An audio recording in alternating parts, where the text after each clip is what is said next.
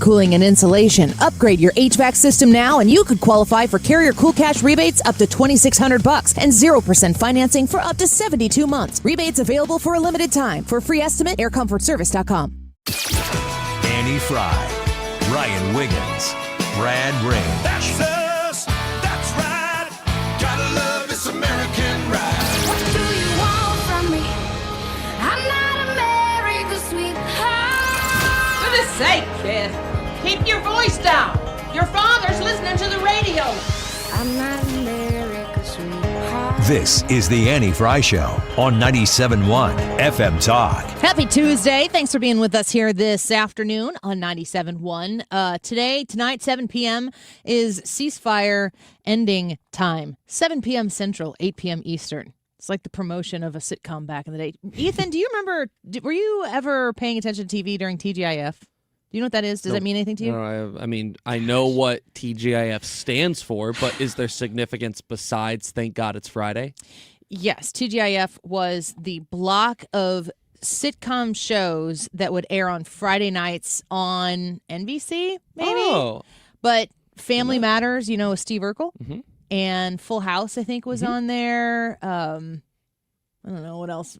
Maybe Step by Step. I don't know if that was on TGIF. But it was, the peak shows. And to think about it, to have a block of television that you would watch on Friday night that you'd gather around and watch TV on a Friday night. That just shows that it was a different time. Very different time. The thought of presenting that to the public today is like, you want us to do what? Mm-hmm. Not going to happen. You'd stream everything. Why would you wait until your own convenience? Yes.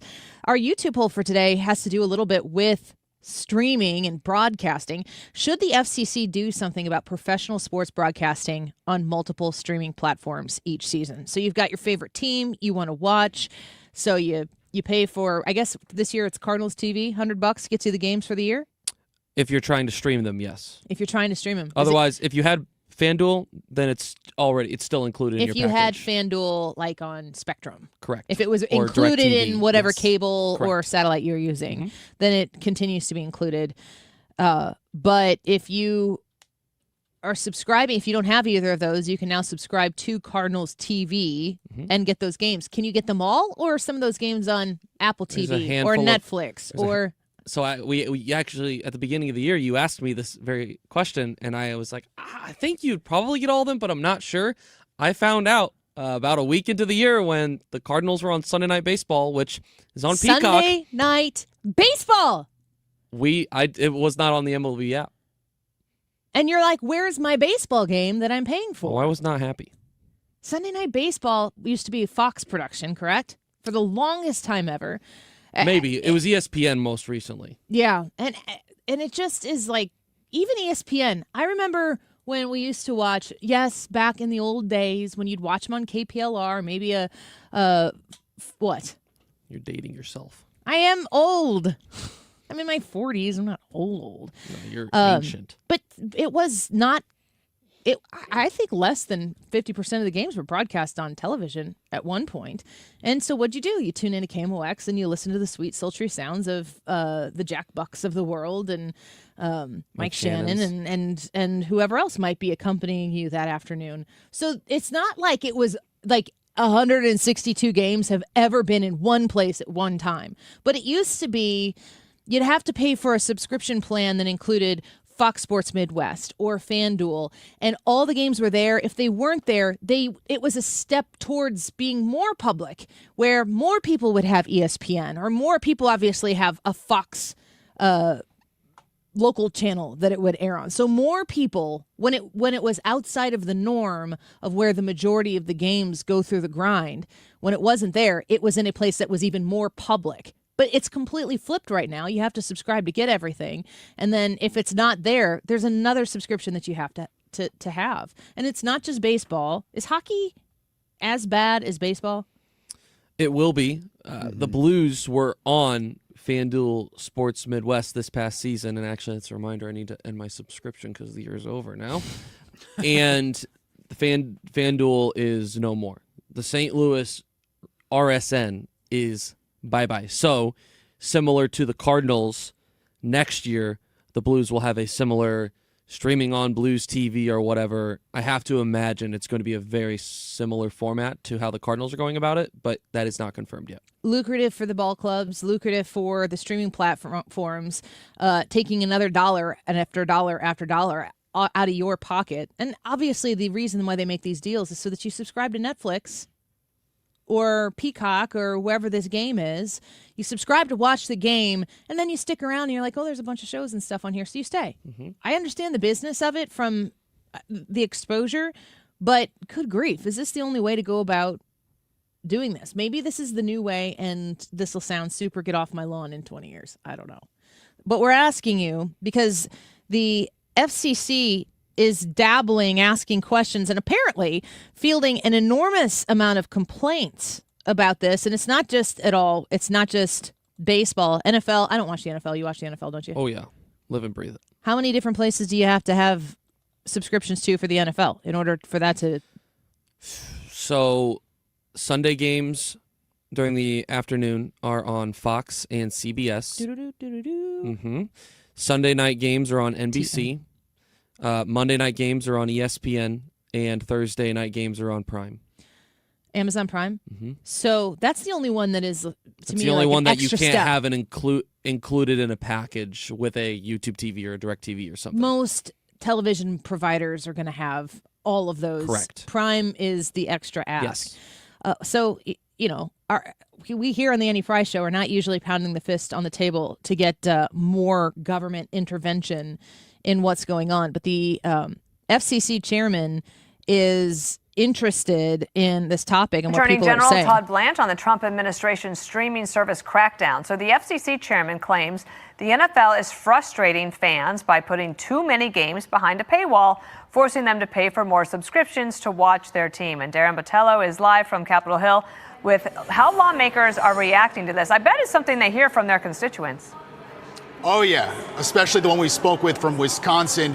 They are on the sidelines right now, lawmakers, as this all plays out. And the federal government, they're tackling this from two different sides. It gets confusing, but you have the FCC probe and you have the Department of Justice investigation. As far as the probe, the comment period for the public wrapped up just about 2 weeks ago, as the Department of Justice investigation is just ramping up. And there's no surprise here that there is an investigation because a lot of these lawmakers, like you said, are talking to their constituents. They're frustrated about all the money they're paying. In fact, we spoke with Congressman Scott Fitzgerald just this morning. Here's what he had to say. There's a high level of frustration right now with having so many different paywalls and subscription services. I hear about it all the time from constituencies. But I think they want to proceed with caution. Everybody loves the NFL and everybody wants to see the NFL do well. It's just a question of, is there any violation of the antitrust statute? And Dana, that Department of Justice investigation is a huge escalation in the war over more NFL games moving from over the air to streaming. We're told the investigation is being run out of the DOJ's antitrust division and looking into whether the league is driving a system that forces fans to overpay for multiple subscription fees in order to watch NFL games. One government official who has been briefed on the investigation told Fox, quote, "This is about affordability for consumers and creating an even playing field for providers." According to the FCC, you've heard me say this before on here, this could cost football fans more than $1,500 a season to watch their favorite teams as they switch between 10 different apps. Here's FCC Chair Brendan Carr. With so many games going behind paywalls, the question is, do we reach a tipping point where the NFL and other sports leagues start to operate outside of their antitrust exemption? And that may be what folks are looking at right now. So there you have the FCC chair talking about the NFL potentially having too many games behind the paywall. There's a huge part of me, as somebody who is a consumer, a fan of the Cardinals, a fan of the Blues, was a fan of the St. Louis Rams. They're gone. But if you're, I'm somebody who has a family interest in wanting to watch Cardinals games. But I'm not going to pay for 4 different subscriptions to things in order to make sure that I can see every game. I'm just not going to do it because it's not like I sit around in my living room and watch something else during that time. I just have other things to do. That ends up pulling me further away from, the day-to-day fandom that comes along with 162 game season for the St. Louis Cardinals. Still care about them. Still check my Google updates to find out what the score is and pay attention to that throughout the game. But I think you're degrading the fan base, the connection that exists there with the fan base when you make it so complicated to follow the team, which makes me think that there's going to be a little bit of supply and demand that's going to have to naturally come in here, a natural capitalistic free market situation where, listen, you want to make it harder for people to come watch your product? Less people are going to come watch your product. And if the profit that you're making in that regard outweighs the softening of the fan base, if that's still a net win for the company, then they're going to keep doing it. Does the government really have to come in to say, okay, here's what you're going to do? I'm a little apprehensive about giving the government the green light. Me too. I think you can understand that there is a problem, but is the means to fix it that we are at least hearing that is being reviewed? Is that the right way to go about it? Part of me wonders, Annie, that if some of this is going to correct on its own. Baseball, hockey specifically, are two sports that are very regionally viewed heavy. Yeah. Fans of the Cardinals, now maybe Cardinal fans because the Cardinal fans just love baseball in general, but even Cardinals fans are not going to be as likely to go and watch just any nationally televised baseball game as St. Louis Rams fans 10 years ago were going to tune into Sunday Night Football. Yeah. It's because the product of specifically the NFL and the NBA is presented as much more of a national viewership compared to baseball and hockey, which is much more based on you're going to watch your team. It makes me wonder if some of these specific subscriptions for, Sunday Night Baseball, the Cardinals are on there maybe twice this year. Are Cardinal fans going to subscribe to watch their team twice out of 162 games and pay the $10 for the month? Is it worth it to them? Maybe if the Cardinals were better, they would. But part of me wonders if for a lot of different teams, the mindset's going to be, okay, I just won't watch those two games. Or I'll find another way to watch it because there are other ways out there. There are going to be highlights. There's going to be commentary. You can go into X and see commentary of people reacting to the game. The highlights are spit up there immediately. Radio, I think that's going to correct itself. The question is more so with football because people will pay to watch football. They'll do this until someone tells these people to stop. They're going to keep doing it with football, and they're going to get away with it. Yeah, I don't know how many of the folks out there listening right now are going to be really heavily, government jump in and get involved in this, but it's interesting to know that the FCC is looking into it, and I would be opposed to people creating monopolies over the situation where the same people are benefiting on a whole bunch of different, like the reach and the ability for other people to come in and compete is completely washed out because a monopoly has been created, which is where I would say that the government maybe should step in. Let us know what you think on the Annie Frey YouTube live chat poll. Should the FCC do something about professional sports broadcasting on multiple streaming platforms each season? Yes or no? Go to youtube.com/@AnnieFrey. And also text us. We've got Ethan manning the text line today for one more day, 314-241-9797. 314-241-9797. You can let us know what you think there as well. Ryan will be back tomorrow. We've got a great show lined up for you in about 13 minutes from right now. Congressman Eric Burlison is going to join us, and he's been putting a spotlight on these scientists that have come up dead or missing. What kind of questions is Congressman Burlison asking, and is he getting any answers? He'll tell us at 12:30. And in the 1 o'clock hour, the latest on the pending ending of the ceasefire tonight at 7 o'clock our time. Senator Jim Talent at the top of the 1 o'clock hour. We'll speak with him in about 40 minutes from now. Don't go away. Lots coming your way here on the Annie Frey Show in just a minute.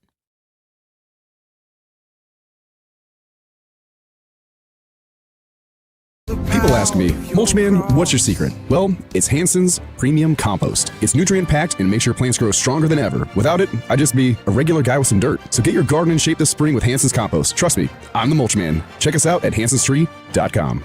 Yow! Hey, it's Mark Reardon. If you're nearing retirement or already retired, call my friends Thomas Helbig and Bob Kershaw with the Retirement Advisory Group. They'll show you how linking to the market is much safer than owning the market for your retirement savings. They're the official financial advisors of my show. Go to retirementkey.com. To have a roof over your head, a nice roof over your head, is very important. That's Rick talking about his experience with Rhino Shield ceramic coating. We got Rhino Shield 18 years ago, and they're very cooperative on getting us the right paint. They were in and out and done in no time. Once it was finished, looked great. We were very happy with it. The main reason Rick called Rhino Shield is because it's backed by a 25-year transferable warranty. We've watched a lot of people get their house painted 3 or 4 times, and we haven't had to do any of it. I don't know about you guys, but I don't want to have to paint it every 5-7 years. Take a tip from Rick and put down the paintbrush and call Rhino Shield for your free evaluation. 877-25-RHINO. 877-25-RHINO. Or visit 877-25rhino.com. We got Rhino Shield 18 years ago. Financially makes sense, especially if it's going to last like this did. Still looks great. Call now. 877-25-RHINO or 877-25rhino.com. Don't paint, don't Rhino. Go Rhino Shield. Never paint your house again. Rhino Shield. Nothing makes a gathering great like Eggland's Best Eggs. They're just so delicious with better nutrition, too. For us, it's eggs any style, as long as they're the best. Eggland's Best. Better taste, better nutrition, better eggs.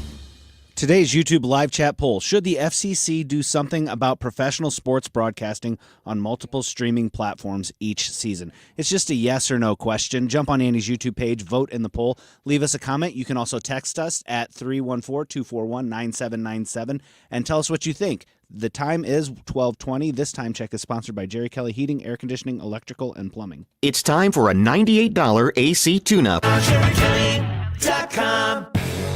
The Annie Fry Show is St. Louis conservative.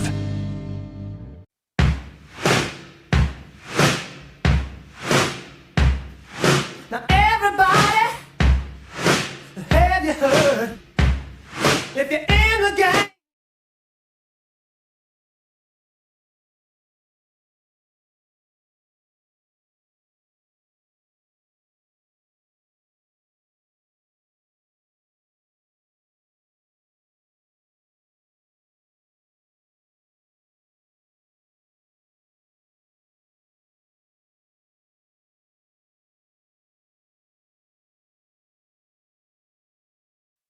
Literally disappeared, left all of their devices at home. This is not normal. These are some of the most advanced scientists, researchers in our nation, some of the most important people for our nation's national security efforts, and they all just mysteriously disappeared. This is a rattling call to pay attention to this issue and make sure that our nation's top scientists are safe and secure. This is too coincidental, and so we have to be investigating this. We need to have our nation's top investigators, the FBI, and every agency looking into this matter. Congressman Burleson speaking on Fox and Friends about the missing scientists that every time I hear them talking about this on the news, I think, okay, so there is something to this.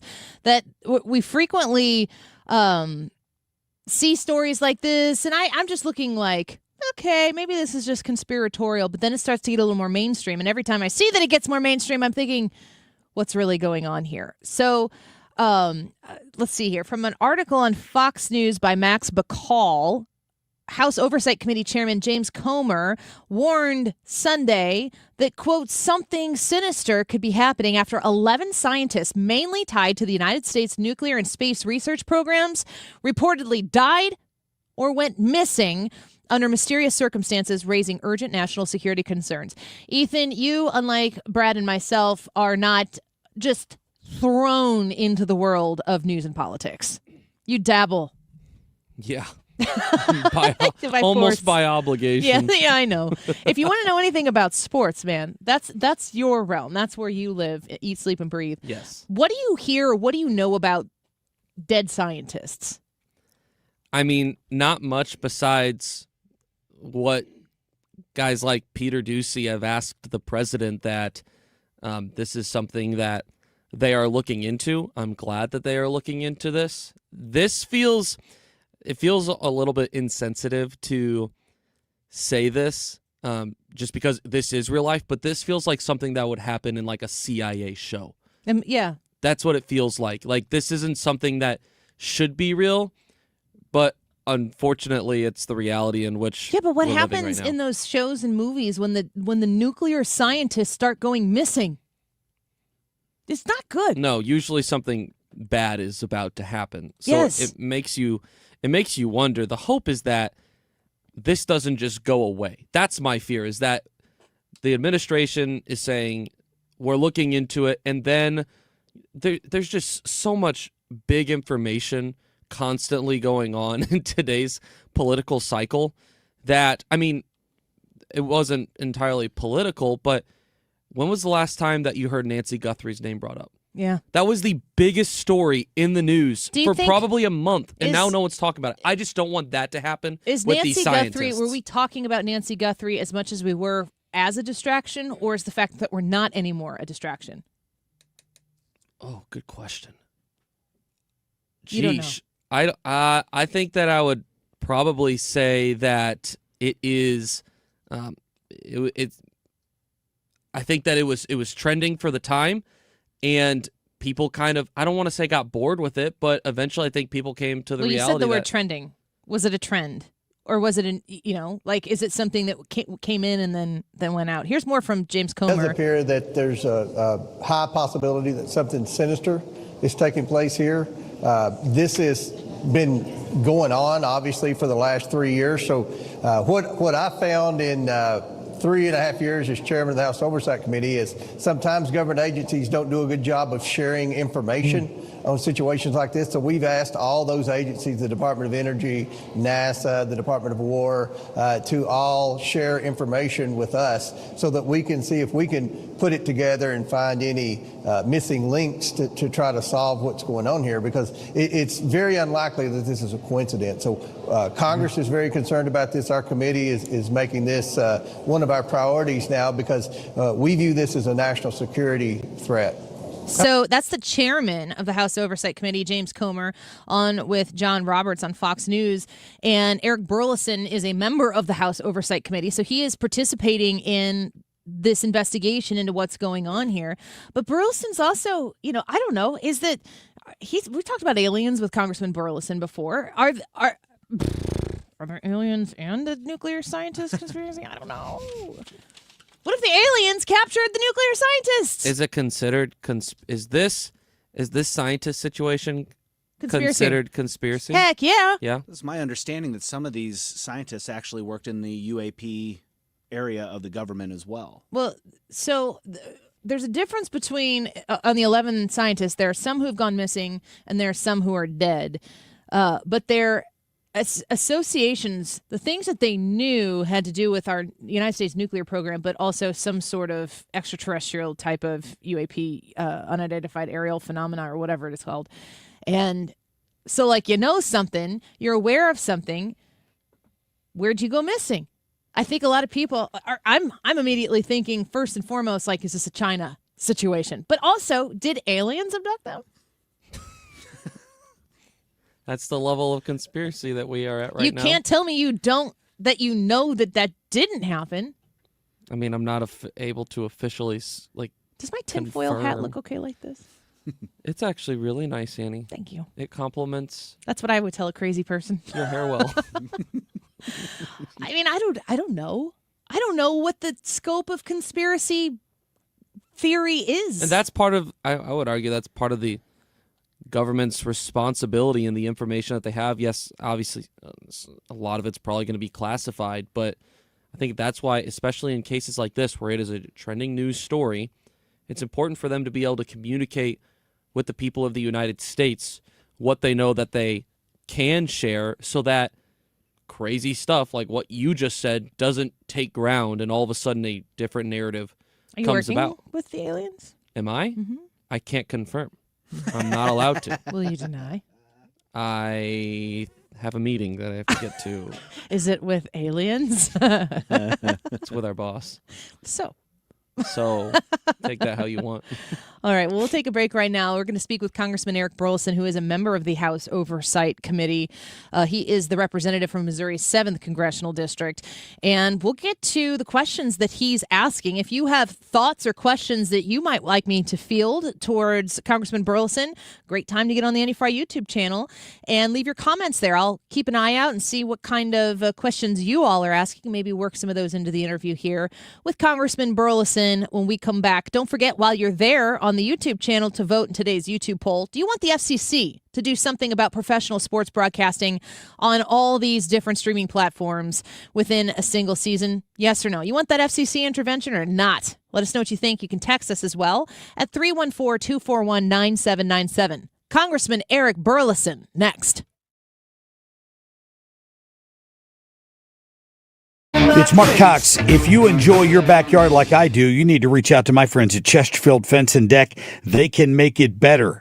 And make it better in time for this summer. If you reach out to them right now, you mention my name when you call, they're going to give you 20% off the bottom line of your next outdoor project with Chesterfield Fence and Deck. Listen, when you've been around since 1968 and you've been under the same ownership, you take a lot of pride in what you do, and it's a sign you have the very best when their installation crews show up at your house. Here's the thing about it. They do free in-home estimates, no obligation. They'll come out and design a project for you if that's what you're looking for. And of course, they carry the beautiful Vecadec vinyl decking for the decks that are no maintenance. How about that? You don't have to worry about it. The colors are beautiful, plus custom sunrooms and screen rooms and pergolas. Reach out today to my friends at Chesterfield Fence. It's chesterfieldfence.com. My name is Whitney Allen, and I'm a widow. My husband, Ryan, died. We never thought we'd ever have to use life insurance, but the unexpected happened. With Ethos, signing up was fast and 100% online. You can get a quote in seconds, apply in minutes, and get same-day coverage. No medical exams, and you can get up to $3 million worth of coverage. I'm grateful we were prepared. Get your free quote at ethos.com/term. That's ethos.com/term. Paid spokesperson. Time spent on application may vary. Online health questions required. The U.S. Treasury just released its official financial report for 2025. Buried in it is a startling admission. By its own numbers, it appears the U.S. government is insolvent. When governments go this deep in debt, they print money, raise taxes, or cut benefits, none of which can help protect you. That's why people move part of their savings into physical gold and silver. Call Monetary Gold at 877-NOW-GOLD for their complimentary gold and silver guide. That's 877-NOW-GOLD. Call Monetary Gold now at 877-NOW-GOLD. Do it before the next headline, not after. Performance may vary. You should always consult your financial and tax professional. Warm weather means more storms, and you never know when the high winds or the hail might damage your roof. Mark Cox here from my friends at Correll Roofing Company. If you haven't had your roof inspected in the last 5 years, you need to call Curtis Correll and get that inspection to check for leaks and for damage. We've already had small hailstorms this spring, and we're not quite a year out from the big hailstorm last May. Your window may be closing to file an insurance claim connected to that. Now, here's what Curtis tells me. They are getting roofs approved for insurance claims from that 2024 storm with no problem. They're so good at what they do. The insurance companies respect and respond to them. Consider this part of your spring maintenance for your home and call Curtis today and get him out there. He did my new roof, and it looks fantastic. You're going to love working with him. They specialize in all the luxury roof shingle lines. Call 314-222-9529 or go online today to CorrellRoofingCo.com. You've been listening to the very popular Wellness One for many years, Saturdays and Sundays on 97.1 FM Talk. We're happy to share that we've expanded the show to 4 times a week. Yes, 4 times every weekend. Saturday at 10 a.m., Saturday at 8 p.m., Sunday at 9 a.m., and Sunday at 2 p.m. It's the same great show designed to cut through the nonsense and provide you a common sense, science-based strategy for a healthy life. So join TJ and Aaron for Wellness One. Now 4 times a week on 97.1 FM Talk. From Collinsville to Chesterfield, 97.1 FM Talk, St. Louis Conservative.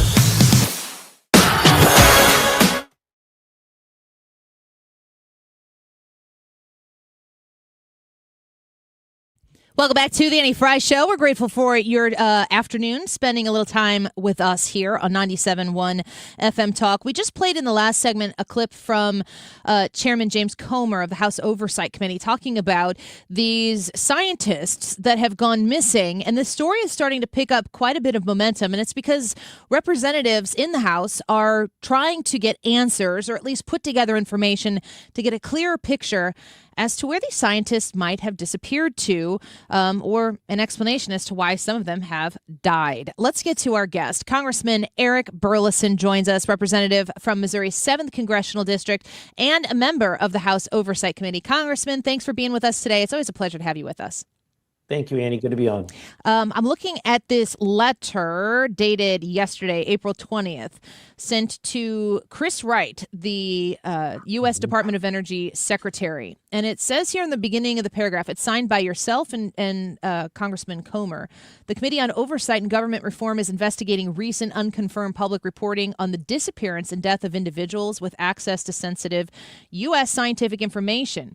It goes on to say, a little bit down the paragraph, if the reports are accurate, these deaths and disappearances may represent a grave threat to United States national security and to U.S. personnel with access to scientific secrets. Congressman, can you give us a little precursor as to what you've learned that caused you to partner there with Chairman Comer to write this letter to the Energy Secretary? Yeah, look, whenever we first started looking into this topic of some of these UAPs, there have been reports and allegations of people that have either gone missing or have died related to this topic. And I've always heard that. We actually sent a letter back in 2024 about a gentleman that was military intelligence named Sullivan, last name Sullivan, that was sent to the FBI to investigate his suspicious death. He was supposed to come forward and talk with Congress. He was actually on the schedule whenever he committed suicide. So, that there's been events like that, but there's been nothing even remotely close to what has happened recently, where we have a former U.S. Major General, William McCasland, who literally stepped out of his front door, left everything behind, and hasn't been seen since. That kind of got everyone's attention. But then when you started looking back and seeing the connections that he has to other people that also went missing, that's where it just seems very strange. So I'll try to break it down as quickly as possible. You have Anthony Chavez, who was working for Los Alamos National Lab and for the Air Force Research Lab, working on projects that General McCasland had appropriated funds for and was directing this research. He went missing, walked out of his front door, had nothing with him, left his cell phone, left everything, left his belongings behind, never has been seen again. That was in May of last year. Then 1 month later, in June, Monica Reza, who was an Aerojet rocket engineer working on the latest and most advanced alloy metals and materials for hypersonic missiles, she disappeared on a hike with her friends. And apparently her device was not with her. There was no way to track her or find her. Then within just days, Melissa Cassius, who was also a Los Alamos National Lab employee, went missing and did the same thing, walked out of her front door. Nobody's ever seen or heard of her since. You have another gentleman by the name of Stephen Garcia, who was working for the Kansas City National Labs, but he was working out of Albuquerque. So a lot of this seems to be happening in New Mexico. A lot of these missing persons and scientists. He went missing in August of last year, and then of course the latest one was the general who disappeared in early February. So very suspicious. When was the last time, Andy, that you went anywhere without your cell phone? Right. Nowhere. I don't even go to bed without my cell phone. It's like, it's literally sometimes it's right here in my hand right now. I mean, you don't part ways with that ever. It's like an extension of your body. And that's why I think that this is, it's worth investigating. Look, I'm fully prepared to find out that these were there may be nothing nefarious that's happening, but look, I mean, it's so suspicious when you have 5 people working on projects that are being funded and directed by one of our U.S. generals, all go missing along with the general himself. It's pretty disturbing. Yeah, it does deserve investigation and answers, certainly, which you can't get without an investigation. Can you talk to us at all, at whatever level, on what kind of material that the research projects were on? Because in your letter there to the Secretary of Energy, you talk about U.S. nuclear secrets, rocket technology, among other things. It seems as though there's a sensitivity to the information that these individuals may have had access to. Yeah, Anthony Chavez worked on nuclear material. Monica Reza worked on, as I said, the advanced metals and alloys that are used for rockets, and including hypersonic missile technology. You have, Michael Hicks, I believe, Stephen Garcia worked on nuclear research as well. So there's a gentleman who ended up appearing, showing up dead, named Nuno, and I'm going to butcher his name, but Laurelio. He worked on advanced plasma research, which is some of the most mysterious and kind of cutting edge things that we're aware of, that I'm commonly hearing talked about whenever we talk about advanced propulsion. So these are scientists who are working on some of the most cutting edge advanced technologies and sciences, and were cleared at some of the highest security levels. They certainly had information that would be important was important for the United States government, and would be important for any foreign actor as well. I'm hearing the number 10 or 11. We're speaking with Congressman Eric Burlison right now, a member of the House Oversight Committee that is investigating these missing and dead scientists. How many are dead and how many are missing? So there's about 5 that are missing, and the rest have shown up dead and under mysterious circumstances. And look, the press has put this list together, and we're responding to this. It doesn't mean that there's some dark connection between all 11 people, right? I mean, the odds of that being true is probably not very good.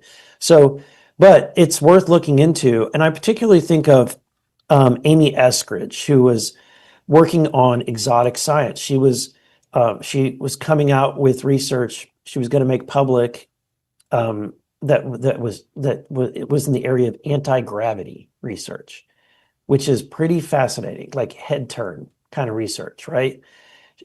She's followed, her death was suspicious because she was claiming before her death that she was receiving harassment, that she was receiving intimidating threats from anonymous sources, that she would show up at her home and things would be searched, even all the way, her underwear drawer would be searched. Okay. So she was making a lot of claims and seemed very distraught leading up to the point of her suicide. She had hired a gentleman as an investigator to kind of investigate and some of the harassment and things that were happening to her. He determined that she was a victim of Havana syndrome, that she had been hit with a directed, which for those people that don't know what Havana syndrome is. I want to give you because I'm starting to hear people talk about this a little bit more. Like, let's take a diversion here real quick so you can give us an understanding of what Havana syndrome is. Yeah, so 60 Minutes did a really good piece on this when it first happened. It first happened in Cuba. You had U.S. military intelligence officials that were getting hit with this burning sensation, and it would cause extreme nausea, dizziness, lots of symptoms, and then these symptoms would last. And so I personally know people that have been victims of Havana syndrome, and they still have lasting physical issues because of it. What they've determined is that there is a device that probably Russia was using that is a directed, it's almost like a microwave laser. So it's a focused light beam because microwaves are a form of light. It's just a different wavelength of visible light. And if you, just like you can make a laser out of visible light, you could make a laser out of microwaves, point it at a person and do some serious damage internally. And so they were even through walls. Wow. So this has been proven. It's happened to not only people in Cuba, but here on Capitol Hill, there are people from our military intelligence community or from our agency, from the CIA, that have been victims of being hit with these directed energy weapons. And Amy Eskridge was one of them before she committed suicide. We're speaking with Congressman Eric Burlison, a member of the House Oversight Committee, also representative of Missouri's 7th Congressional District here in the state of Missouri. And, I think about these stories, and it's it seems like a movie script. There are a lot of ways that our minds will venture down a path because we've seen shows like this before, movies like this before. And I hear you repeating, and I think it's important to hear you saying, like, there could be nothing nefarious around right. all this. It's very easy for us in our minds to fill in all the gaps and all of the blanks here because we've seen this show before, we've seen this movie before, but you're talking about real life, real scientists, real people who have lost their lives or who have gone missing. There are a lot of potential explanations as to what could be happening here.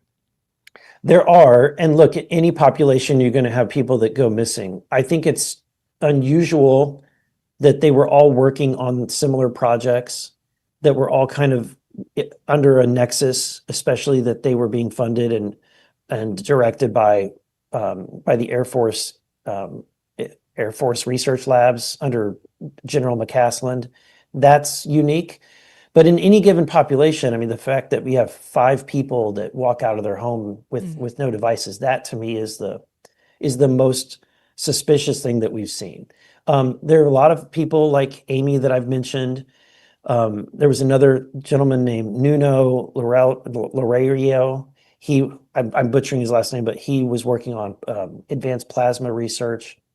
And so a lot of these people, died mysteriously. There may not be a full connection, right? There probably isn't. But if anything, I think what we should be recognizing is that we invest a lot into these scientists for them to be experts in their fields, and then give them a great deal of intelligence and authority. We probably should be protecting them. Yes. We probably should be hardening our top scientists and and boosting their security, because we do know that China does this kind of stuff. We know they have an operation that's called Operation Fox Hunt. They have nefarious foreign actors, spies, if you will, operating in the United States. And these agents, their goal is to either get scientists to be turned and come to China, or to repatriate Chinese scientists who have been working in the United States. And we know that we have had hearings on this program that China has. That's not a philosophy. That's a fact. That is a fact. Yes. Congressman Burlison speaking with us right now. Was the initial exposure that you and your fellow members of the House Oversight Committee or whomever, was the exposure you had to this information, did it start through the media and then you caught wind of it and you were like, I'd like to research that? Or were there other ways that you were tipped off to, and here's another one, and here's another one, yes. and here's another one? So the first one that we were tipped off to was when General McCaslin disappeared. And the reason is because he is high on the list of people to talk to when it comes to UFOs and UAPs. So in our investigation in that topic, he was someone that had been reached out to be interviewed by David Grush and his team. They didn't get anywhere with General McCaslin. He was not willing to talk. And so he's come up when people talk about who do we need to subpoena, who do we need to talk to, his name was one that was often mentioned, which is why when he went missing, it caught everybody's attention who's been paying attention to this UAP topic. So, and then when you started kind of peeling back the onion and realizing that there's people he's connected to that also have gone missing, that's when it really gets suspicious. Yeah, Congressman, mentioning the UAP, the UFO portion of this, I'm not going to say story, but almost just question, investigation that you're looking into. This is kind of one of those topics that I, as a host, that I try not to be shock jock host. I try to report after information has been verified. I try not to theorize about things, especially things I don't know anything about. Aliens being at the very, very top of the list of things I don't know anything about. But it is a very interesting topic that people kind of joke about. But then the more sincere that I hear people like you, people who I trust in our government say, listen, there's some stuff out there that is, like you said, this is a fact. There are known quantities that exist out there that are unidentifiable, or they're not things that seem like technology that we've been exposed to here before. And then I hear the president say that he'd like to declassify some information that exists out there that maybe the American public would like to see. Are we about to be in a pivotal place in our nation's history and our understanding of these UAP, UFO, the science that we know about it? I hope so. I hope the president is going to release more information than I've been able to find. I've not been able to find any evidence of alien life. So I'm trying to stay grounded in the things that I have seen and that I do know. So here's what I do know, because I have seen footage and photos and had reports from multiple intelligence agencies and been briefed on this. There is a type of device or craft that is not flying under conventional means. There's actually multiple types that we have on camera. We have them on infrared. We have these things on different types of visual recording devices, and they do not operate under normal aerodynamics. Eyewitness accounts as well, correct? Yes. So, and I'm not talking about the people that said I looked up and I saw a saucer. I'm talking about people on a military base or in a jet with these things locked in their radar. These objects are like, and so you're able to verify through the radar that object was in the skies. You're able to visually see it in infrared and in other spectrums. So these are real objects. And so you can't deny that there's nothing up there. So I've come to the conclusion there is something very mysterious up in our skies, and it is violating our U.S. airspace and our military airspace. So that to me is highly disturbing, that we appear to not know what these things are. Congressman, is there a consistency in where these unidentified objects are appearing? Is there a consistency that they are near military bases or assets, or maybe even scientific locations? Is there a consistency with where these things are being identified? There seems to be some commonality where they find that these things appear generally near anything nuclear, whether it's a nuclear power plant, nuclear missile silo, or a nuclear submarine. They generally will kind of that they'll be more often sighted near something nuclear. They'll also be sighted near water. So that's interesting. There was, and I'm not going to be able to comment, I was briefed on an event that occurred where they basically tried to set up a perfect case scenario where that would cause UAP to come in and then to capture them or to try to document them or record them. And it was very successful. So this is when this only happened a few months ago. And this is when the whole conversation changed, because that event was one that no one could deny. There were so many people that witnessed these things, and these were all credible people working in our top intelligence sector, and they brought me in and briefed me on this almost within a few days or weeks after this event happened. So, I feel that was nice that they did that. They knew that I was researching this topic. Since then, that is the briefing that everybody wants. Yes. So the other members of Congress have heard about this. Leader Scalise wanted the briefing. He got the briefing along with a couple of other members. I had only told Leader Scalise about this, and now everybody wants this briefing. Did you think when you were working to win the representation of Missouri's 7th district that you'd be the alien guy in Congress? I mean, you were the leading voice, and in my opinion, maybe it's just because of the way my feed is set up, but Congressman, when I see you talking on an X video, I just stop what I'm doing and listen to what you have to say next because it is so compelling.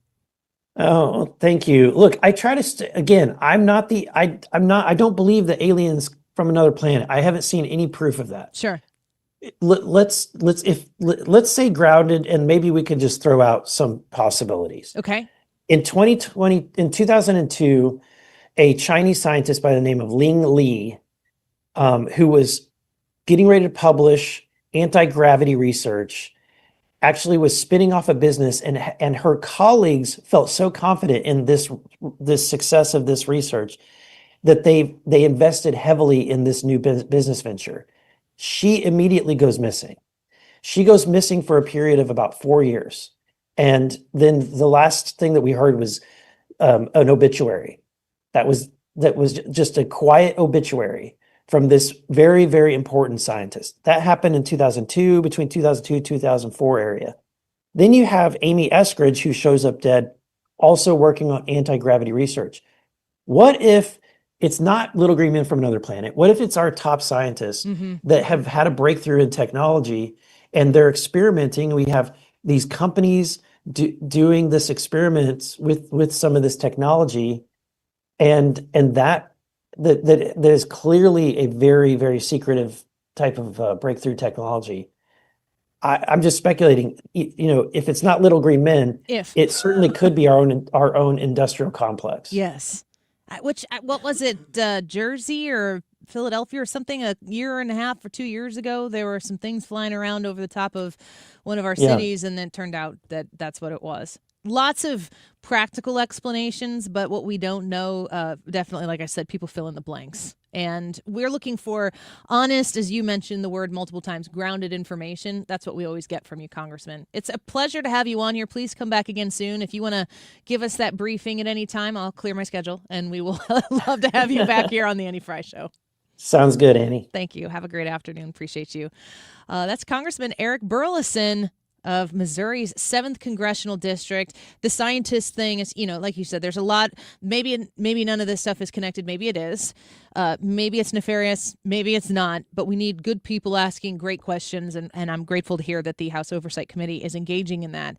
And Congressman Eric Burlison, always grateful that he gives us some of his time in the afternoon to speak with you. Gosh, I don't really know what to do for the rest of the show. There's fantastic. Senator Talent's going to be with us. Of course, that will be a really insightful discussion about the pending ceasefire that's supposed to end tonight at 7 p.m. Central, 8 p.m. Eastern, of course. And the president, I had to look at the screen before I kept talking to you. We got televisions rolling here in the studio.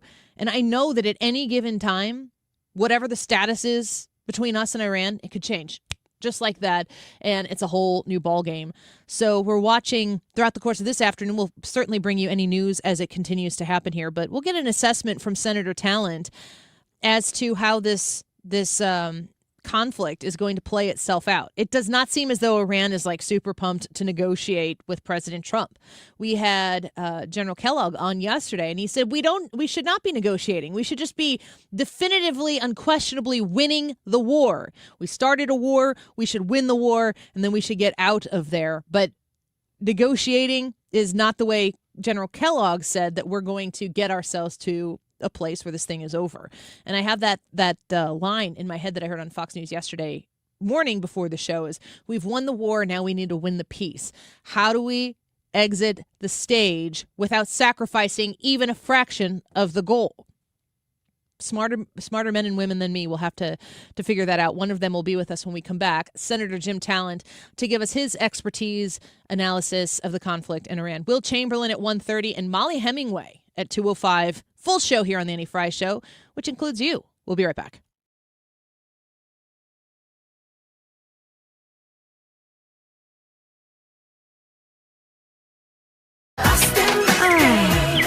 Lori from Air Comfort Service. Why are you standing next to my AC? I'm standing behind our work. But it's 8 p.m. You're just going to stand behind my air conditioner? Yeah, pretty much. Could you turn off the sprinkler then? Absolutely. At Air Comfort Service Heating, Cooling, and Insulation, we take pride in our work. If you need a new air conditioner or HVAC system, you can trust we'll install the equipment correctly. Plus, for a limited time, qualify for rebates up to $2,600 and 0% financing for up to 72 months. For a free estimate, visit aircomfortservice.com. Men, need a clinic that accepts all insurance, including Medicare? U.S. Men's Medical Center in St. Peters does. U.S. Men's helps men experiencing loss of energy, focus, concentration, and low libido. And they accept all insurance, even Medicare, for testosterone replacement therapy. Patients love the staff and the fact that, yes, I'm going to say it again, they accept all insurance, including Medicare. Feel better? Call U.S. Men's Medical Center at 636-244-5333. Triton Exteriors, St. Louis roofing, siding, and gutter systems. We'll take care of you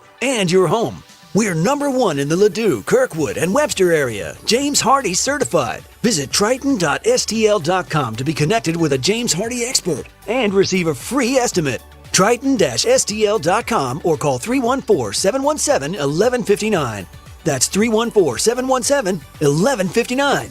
Triton Exteriors, St. Louis #1 James Hardy specialists. Hey, it's Mark Reardon. I'm with Stewie from Stewart's American Mortgage, and if you're thinking about refinancing, he has some great advice. Mark, this is a great time to refinance. If you financed over the last 3 years, you're probably paying a higher rate. Take advantage now. Refinance with the Bagel Loan. No closing costs, no title fees, no lender fees, nothing. Bagel looks like a zero, easy to remember. For those of you folks that are waiting on the sideline and saying, hey, maybe the rates will go down more, I'm going to wait. Take advantage now. A bird in the hand's better than two in the bush. Refinance, get the cash out you need, get a lower rate, maybe even go from a 30 to a 20 year and keep that payment the same. All with the Bagel Loan. This is a quick process, right? We close in 10 days. We send a notary out to your house to close so you don't have to take off any time from work. It's easy. It's simple. Bing, bam, boom. Your home is the biggest investment you're going to make in your life. Deal with somebody local, somebody has a reputation, somebody has accountability. I'm here in town. You can call me or text me after hours, weekends, whenever it's convenient for you. Call or text Stewie at 314-324-4440 or Google the Bagel Loan. NMLS number 226715. Beat the spring cleaning rush and call my friends at Zero Res. Mark Cox here. It's the perfect time to clean your air ducts as you deal with allergy season. You know, your furnace, your AC efficiency, all of that matters. Your air ducts are like the lungs of your home.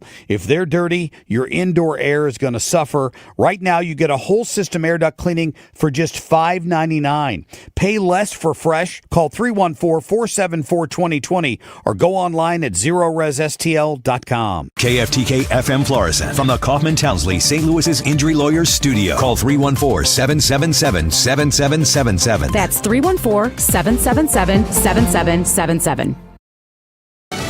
Tight security for possible talks. I'm Lisa Brady, Fox News. The U.S. and Iran are supposed to hold another round of talks in Pakistan with Vice President Vance, again leading a U.S. delegation. But he's been in meetings at the White House today, and Iran has reportedly made no final decision on talks, even with a ceasefire set to expire. Now, Iranian state media has been reporting that one sticking point is the U.S. blockade. As long as that blockade remains on the Strait of Hormuz, Iran may not negotiate.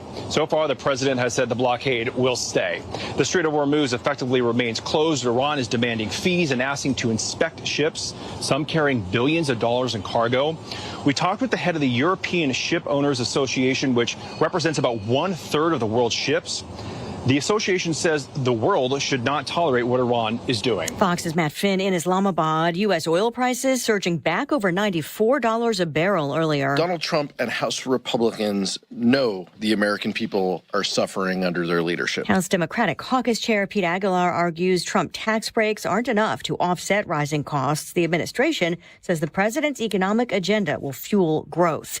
An illegal immigrant convicted of groping girls at a Virginia high school where he's a junior is sentenced to 180 days behind bars, though time already served will count. Israel Flores Ortiz was convicted of 9 counts of assault after groping young girls in the halls of Fairfax High in Virginia. In court, he read a statement in Spanish apologizing to the girls, saying he hurt them, and he apologized to his parents as well.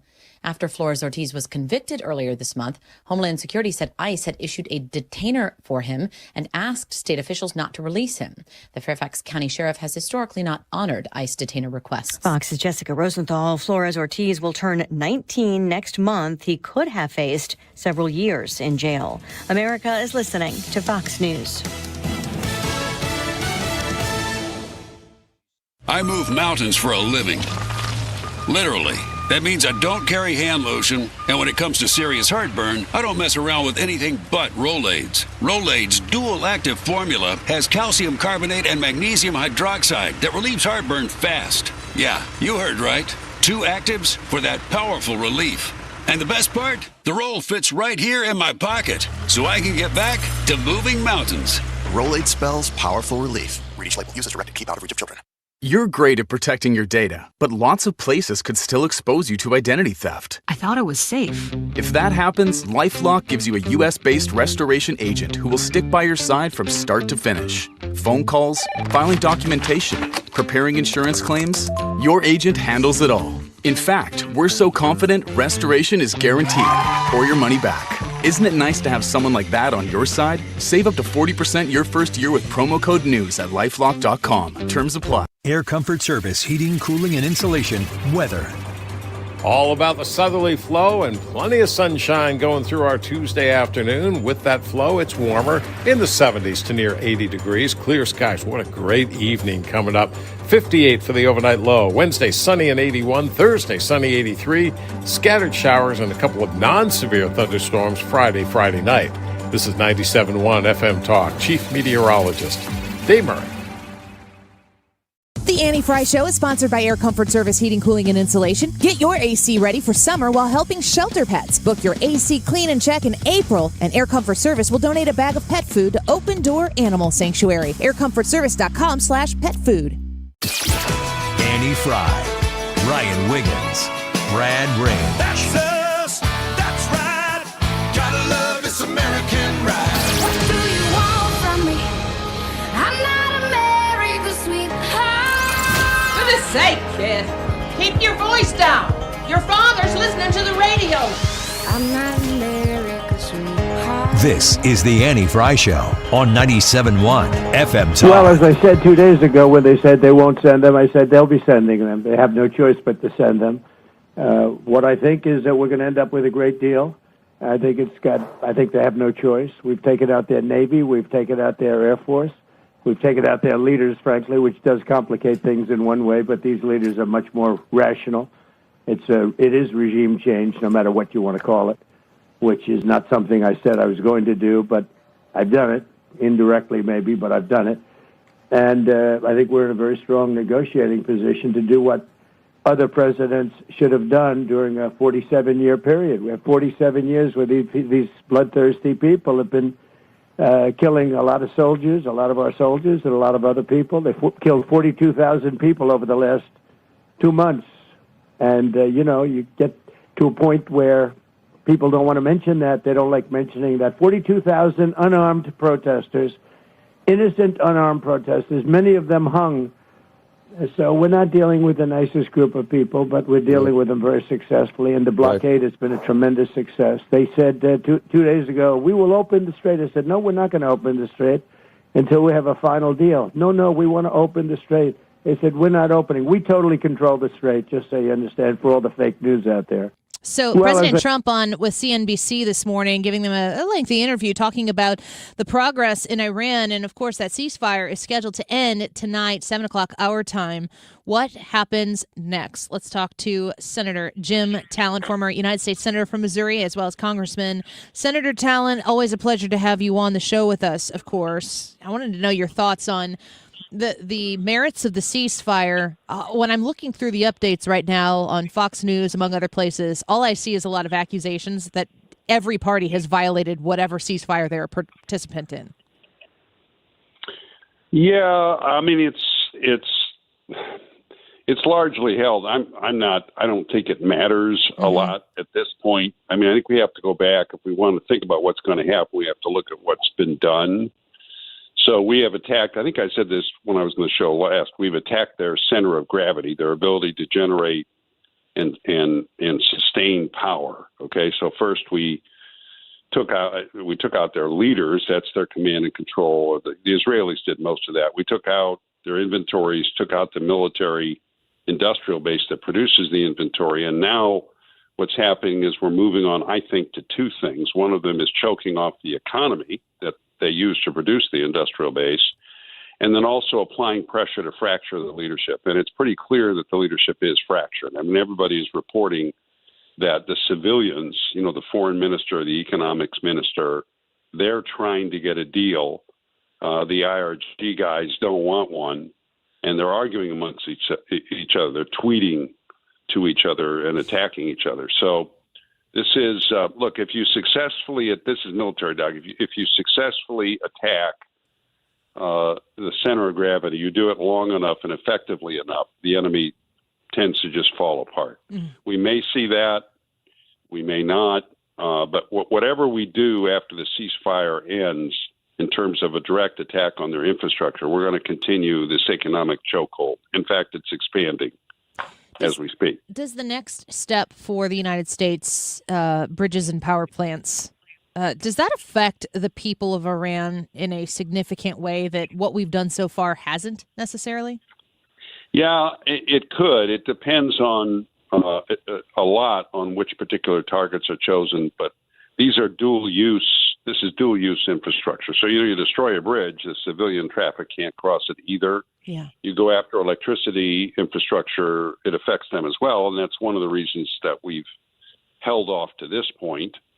But these are we're presenting what's left of the Iranian leadership with two options: either you surrender on our terms, or we're going to go on and destroy you effectively. That was the game, if you will, from the beginning. That's what we did in Gaza.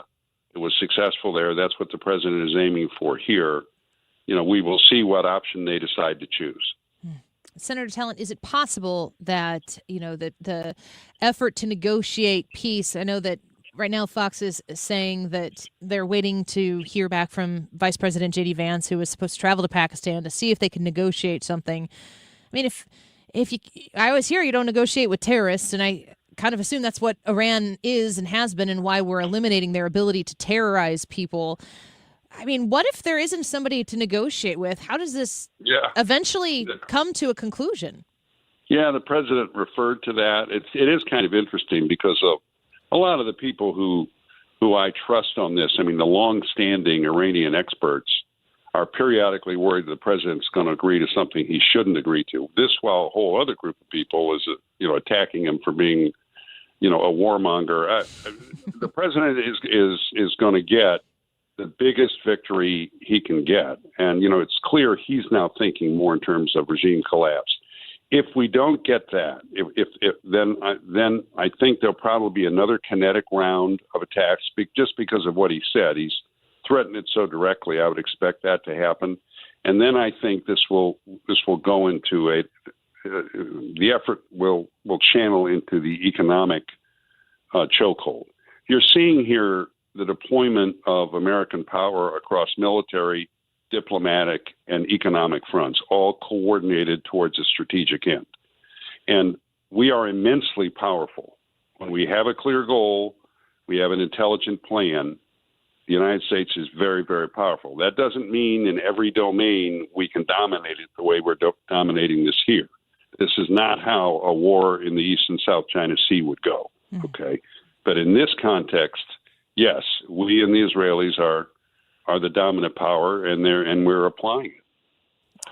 Our relationship with these other countries who have, I think at first there was a period of time where it was kind of like, okay, what are these other countries going to do? Are they going, if they had previously been, interested in some level of business with Iran, or maybe not out there just openly saying that Iran is the enemy, Iran starts bombing everybody. It almost seemed indiscriminately at first. How have the countries that are there in the region, have they chosen a side in this conflict, or is that still up for grabs based on a couple of different places? They've chosen a side. They were begging President Trump to do this. They've made clear since then, by the way, that if the strait were to open, conceding Iranian control of it, they would stop shipping oil. Iran has been hated in the. This is what is so ironic about so much of the domestic dissent here. The rest of the Islamic world in the center of Islam, okay, which is the Middle East. It's not the only place where Islam is dominant, but it's the center of it. Hates Iran, and they feared Iran for so long because, and this was a deliberate strategy on the part of Iran, and because if anybody attacked the head of the snake, the idea was the snake would retaliate so powerfully and attack everybody in the region, which they've tried to do. Right. But it turned out that the snake was nowhere near as powerful as everybody thought. And so while with this gambit with the Strait, for example, they're imposing some costs and consequences on other countries, and including on us, it's nowhere near. See, Trump jujitsu'd him. He said, okay, we're going to blockade the Strait ourselves, and the pain for them is much greater. But they've hated and feared Iran for decades, and now, they've chosen sides. We just saw that because Xi Jinping evidently, not evidently, I mean, this happened. He called the head of Saudi Arabia, the king, Mohammed bin Salman, and said, well, we really ought to get this Strait open. Now, it's not reported what the king said, but I can just imagine. He probably said, well, why don't you tell your friends in Tehran to open it? See, because the Chinese understand now this is an absolutely vital supply chain for them, supply lines for them. The rest of the world can come and buy energy from us, and I think increasingly will. That's not a secure supply chain for China. They need this Middle Eastern oil, and they're seeing all these other countries line up against Iran. In opposition to what the United States is doing, I think a lot of people are curious too. We certainly helped arm Ukraine against Russia for quite some time, so I wouldn't expect Russia to jump to the United States side of this conflict and, potentially offer some support to Iran and China as well as an adversary of the United States. Are China and Iran, you're talking about China saying, hey, let's get this thing open here. It seems like they could have taken a different path than that. Against the United States. Are we seeing any sort of cooperation between China, Russia, and Iran? Yes. I mean, this ship we boarded contained precursor chemicals for ballistic missiles that very probably came from China. The president referred to that. He said, this might be from China. And he said, we'll find out. So, but the Chinese, and this is true of all governments, they're reluctant to switch away from the security arrangements that they've made. And they have been cultivating Iran. They felt that Iran wasn't a very important player for them, not only because, or largely because, it could distract the United States in the event that something happened in the Indo-Pacific. Now it's starting to realize, oh, wait a minute, the status quo in the Middle East is being replaced. It's being replaced and will be run by a group of countries who are operating under the leadership of the United States. We need to recalculate and reassess our position. But it's going to take a while for them to get there. And in the meantime, they're trying to figure out what to do. I mean, when you act decisively, your adversaries start scrambling. I mean, their options start limiting, and they don't know what to do. And that's what's happening in Beijing now. Senator Talent speaking with us right now. Before we wrap this up, I think that everybody listening, I certainly am going to include myself in this, even though I understand the unrealistic nature of it. A lot of us just want to know when it's going to be over. There's a lot of details that go into something like this, and it really comes down to, do you trust the people making the decisions or not? I happen to, so I'm a little more patient, but a lot of people don't. But the president is faced with a political pressure to appease those people who just want it to be over, but also the sensible nature to see the thing all the way through. And I'm wondering, what kind of rush do you anticipate President Trump to be in right now? And what do you encourage people like me who trust him, but also really want it to be over? How do you advise us to handle the next hours and days that are involved in this? I would have great confidence that we're already in a much stronger and more secure position, and we're going to come out of it in that way. And I'm not, this thing almost transcends partisan politics. That's really what I think. Just eliminating their nuclear capacity has relieved the world of an enormous threat. The operation's fully justified, and it's already been successful. How it's going to end, it could end the way the operation in Gaza ended, with them signing a deal which basically agrees to our terms, and then we're going to have the difficulty of policing those parts of it that are forward-going, for example. It could end, basically, the major military effort, I don't want to say it's ended because it could be renewed, but since the ceasefire, we haven't been attacking anymore. I do think that the economic pressure, if this ends with the regime still structurally in place, the president says we've achieved regime change. Well, that's true in one sense. I mean, the leaders are all gone. Structurally, it's still there. If that continues, then what I would expect is this economic sanctions/blockade is going to continue and will be strengthened in every way possible. They've already announced plans to do that. So in other words, to choke the regime over time.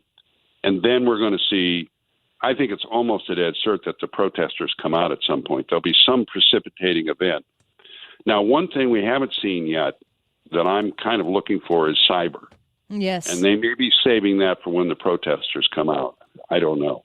So I think in terms of what we think of as war, kinetic action, I think it may already be finished. There'll probably be one more round of it. But I'm guessing. If I were sitting behind the Resolute desk, I could tell you some certainty, but I'm not. So there's another guy there. So he's the one who knows, and it's not in his interest to be too clear in predicting what's going to happen. Well, Senator Talent, you always give us a ton of clarity here, a little peace of mind, a little more information than we had certainly when we started, and we're always grateful for it. Thank you for being with us today. You are welcome, as always. Take care. Bye-bye. Senator Jim Talent, former United States Senator from Missouri, Congressman as well. Also the chairman of the Reagan Institute's National Leadership Council. Follow him on X at Jim Talent. All right, we're going to break right now. In 12 minutes, we'll be speaking with Will Chamberlain. That Virginia election is today, and in that Virginia election, they're looking to take what I think is a 6-5 map and ask the people of Virginia, do you want to make it a 10-1 map? I think 90% of the people of Virginia are Democrats. Well, Senator Tim Kaine doesn't think so, but is still saying this is the way we got to go. In order to check Donald Trump and his power that the American people bestowed upon him when they elected him president. Will Chamberlain will join us to talk about what's at stake in Virginia and what the Republicans can and should do with the authority they have right now in the majority to make sure that we are actually, how did the Democrats always put it? Not invoking the end of democracy. This is what democracy does not look like. We'll be right back.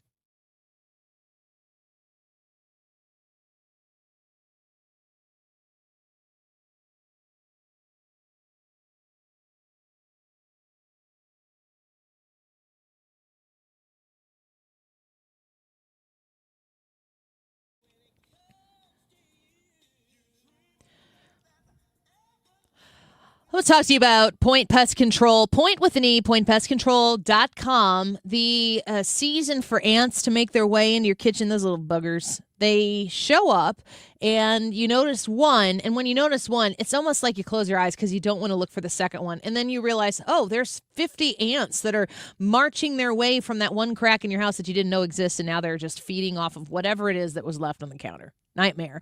So what you do, what most people do, you go to the store, you buy some sort of treatment.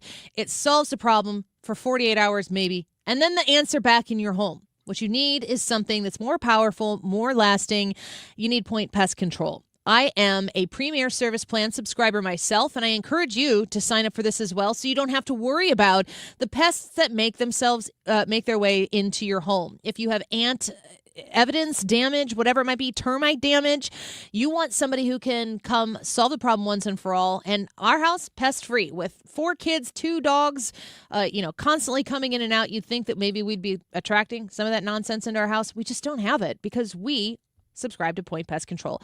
Mention Annie and get an extra 10% discount on the top of any specials they have going on right now. Call 636-798-0023, online at pointpestcontrol.com.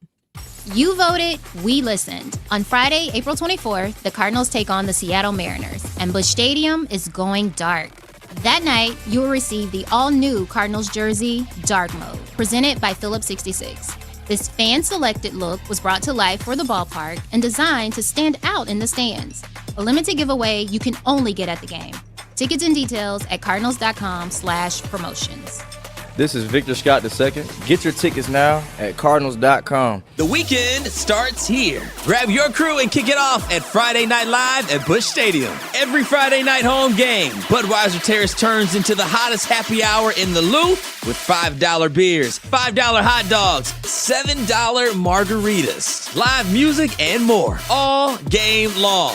Meet up with friends, soak in the energy, and keep the night going with baseball under the lights. Good vibes, great deals, your new Friday tradition. Get tickets now at Cardinals.com. I'm Ultima Morgan. Every year, almost 30,000 babies in America are born with birth injuries. It's every parent's worst nightmare. If your child suffered a birth injury, please call our firm to find out if we can help. Visit forthepeople.com for an office near you. This is Congressman Bob Onder. Americans demanded border security and House Republicans delivered. According to the Department of Homeland Security, for 10 consecutive months, U.S. Customs and Border Protection has reported 0 illegal aliens released at the border. I'm proud to have worked with the Trump administration to secure our southern border and uphold our immigration laws, and will keep fighting to advance strong policies that protect Missourians and keep America safe. Paid for by official funds authorized by the House of Representatives. Most sellers put their home on the market and just wait to see what happens.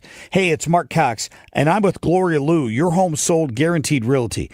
Gloria, is there a better way to sell? There is. Instead of listing your home the traditional way and hoping for the right buyer, I can get you up to 8 competitive cash offers right from the start. That means you're not guessing what your home might sell for. You're looking at the real offers and choosing the one that works the best for you. It also helps you to set the right price and create stronger demand if you decide to go to market. It gives you control, leverage, and a clear path forward before you accept just any offer. And remember, I'll guarantee to sell your home at 100% of the market value, or I'll pay you the difference. Before you sell your home, see what your options are. Call the one I trust, Gloria Liu, 314-325-6888, or visit GloriaHasTheBuyers.com. That's GloriaHasTheBuyers.com. Gloria and seller must agree on price and possession. Don't let tax refund worries hold you back. File now with TurboTax on Intuit Credit Karma. They'll find every credit and deduction to help you get every refund dollar you deserve, or your money back. Start filing today in the Credit Karma app. This is the Annie Fry Show on 97.1 FM Talk, St. Louis Conservative.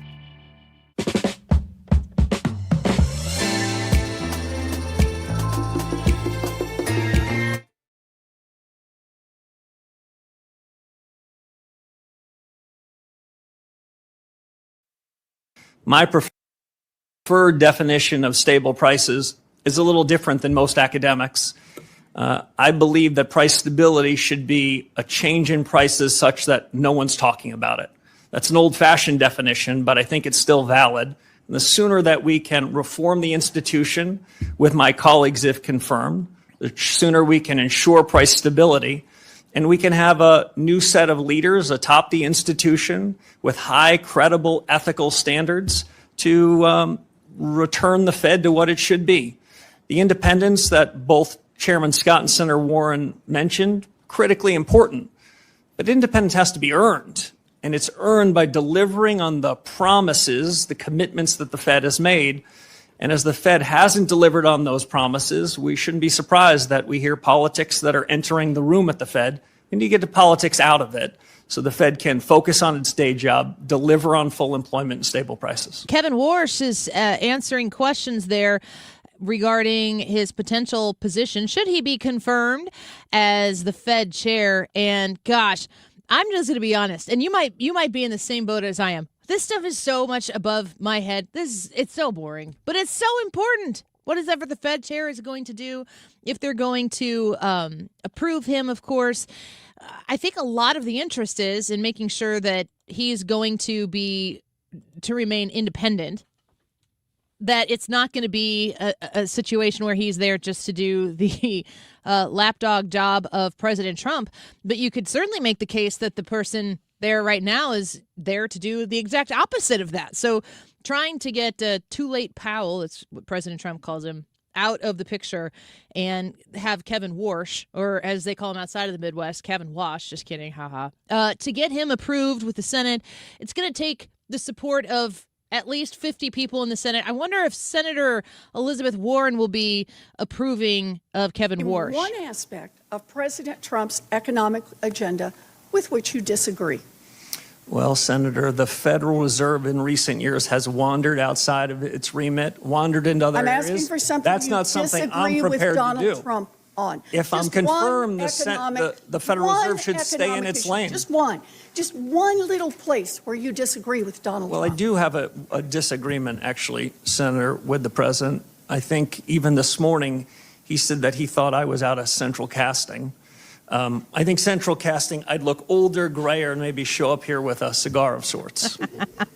Quite adorable. But you know, See, I don't want to hear the rest you have to say. Quite adorable. You get called adorable by Senator Warren. I'm going to say you're probably doing something right. It's probably exactly, you kind of got her on that one. What do you disagree with with President Trump? Name something. I don't look old enough and I don't have a cigar. I don't know if I'm actually central casting for this job. Love it. A potential Fed chair with a sense of humor. I enjoy it. To get to the point where you have Senator Warren there call you adorable, that's just lots to enjoy there. That confirmation hearing will continue, and they will determine through a vote, a majority of Republicans. I haven't heard of any Republicans. I haven't dug deep into it yet, of any Republicans that are actually saying, nope, not going to support her, but we'll follow that closely. Another news story that is just here recently been revealed, Representative Sheila, how do you say this, Sheriffullis McCormick? This is the one that we had Chad Pergram on. He was talking about this other representative in Florida. She said today that she plans to resign from the House of Representatives after Republicans vowed to force a vote to expel her from the chamber. She put on her social media account, rather than play these political games. I hate it when they say that. You're getting cooked because you had an enormous amount of ethical violations because you did not respect the campaign donations that came in. I'm pretty sure that's the situation here. So what she's telling you off the jump here is that she's above all of this. She's better than it. Rather than play these political games, I choose to step away so I can devote my time to fighting for my neighbors in Florida's 20th district. I hereby resign from the 119th Congress effective immediately. Bye. See ya. One Democrat stepping aside and down. The announcement came after Representative Greg Steube pledged to file a motion to expel her, teeing up a vote later this week. It takes 2/3 of the House to remove a lawmaker, but a growing number of Democrats have voiced support for the expulsion effort. But yes, good to know that the integrity is intact with Ms. Sheila rather than play these political games. She resigned. All right, bye. See ya. Let's take a break. Will Chamberlain will be with us when we return. He's a senior counsel at the Article 3 Project, and we're going to talk about the Virginia maps. Boy, are they doing a number in Virginia. This is a really, really wild situation. They all want to point to Texas and say, well, Texas did it. Is it the same? Barack Obama is campaigning for this effort to go through, taking a 6-5 state, a bluish-purple state, and making it a 10-1 Democrat state? Is that really what Virginia, is that the representation coming out of the Virginia voter base? Well, we're going to find out tonight. And I'm just going to tell you right now, I don't think this is going to go very well for the Republicans. Will Chamberlain will tell us what he anticipates and really what the Republican Party should do to bone up and muscle up and do in response to what the Democrats are willing to do. Will Chamberlain next.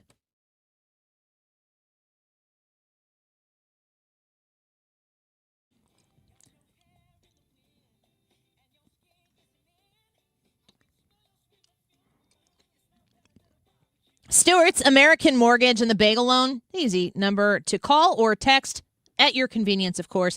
314-324-4440. That's 314-324-4440. Stewie's waiting for your phone call. Now, he's got the bagel loan. You've heard me talking about it.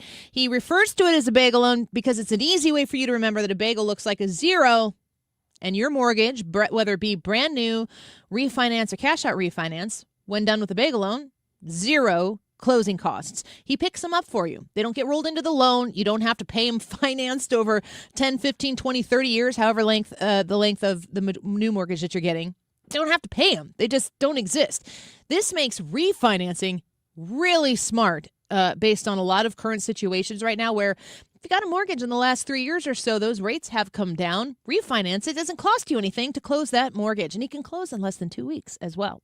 If you're looking to purchase a new home, you're going to want to contact him as well to make sure you set yourself up for the best financial success with a Bagel Loan Mortgage from Stewie. 314-324-4440. Google the Bagel Loan, NMLS number 226715. When my wife and I got married after both graduating law school, we didn't have 2 nickels to rub together. Ultima had to give me her gas card just to drive home. We never could have imagined that one day we would have the largest injury firm in the world and $25 billion in money collected and counting. As good Catholics, we had 4 children fast. They all work in the firm today. Our family protecting yours. I'm John Morgan of Morgan & Morgan. But our greatest gift was years away, grandchildren. Today we have 6 and counting. It's the greatest joy that we have ever experienced. I think about them all day long. Our family promises to protect your family should you need us. Call us. It's easy. Visit forthepeople.com and make sure you hug your grandchildren. God's final gift to us. Morgan & Morgan, for the people. Injured? Dial Pound Law or visit forthepeople.com for an office near you. I'm John Morgan of Morgan & Morgan. My best advice to you when hiring a lawyer for your injury case is simple. If you know court personnel, ask them who they'd hire. They know. If you know an insurance adjuster, ask them. They know. And then ask them about us. Ask them about Morgan & Morgan. They know. I look forward to talking to you soon. There's only one Morgan & Morgan, America's largest injury law firm. For the people. Injured? Visit forthepeople.com for an office near you. It's the part where I'm supposed to do the time check, isn't it? Should the FCC do something about professional sports broadcasting on multiple streaming platforms each season? That is today's YouTube live chat poll. We made the options pretty simple for you guys. Yes or no? So your job is to go onto the Annie Fry Show YouTube channel where you can watch us, hear us discuss, watch us discuss this very point. We've done that some today. We're going to continue to do that after the interview here with Will Chamberlain coming up in just a moment. You guys share your thoughts in the comments, vote on the poll, and we'll be sharing the results of those in about an hour and a half or so. The time is 1:34. This time check sponsored by Jerry Kelly Heating, Air Conditioning, Electrical, and Plumbing. It's time for a $98 AC tune-up. For details and a list of all station contest rules, visit www.971talk.com/rules. Consistently right. It's a ritual. 97.1 FM Talk. St. Louis Conservative.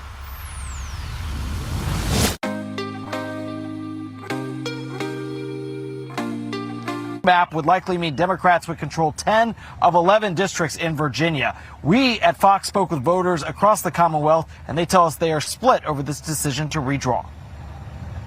I think it's extremely disgusting. Spenberger's campaigned as a moderate. She's ruling as a extreme left wing. We vote yes so we can keep the balance of power because of what Texas is doing. They're redistricting so they can have more pro-Trump seats.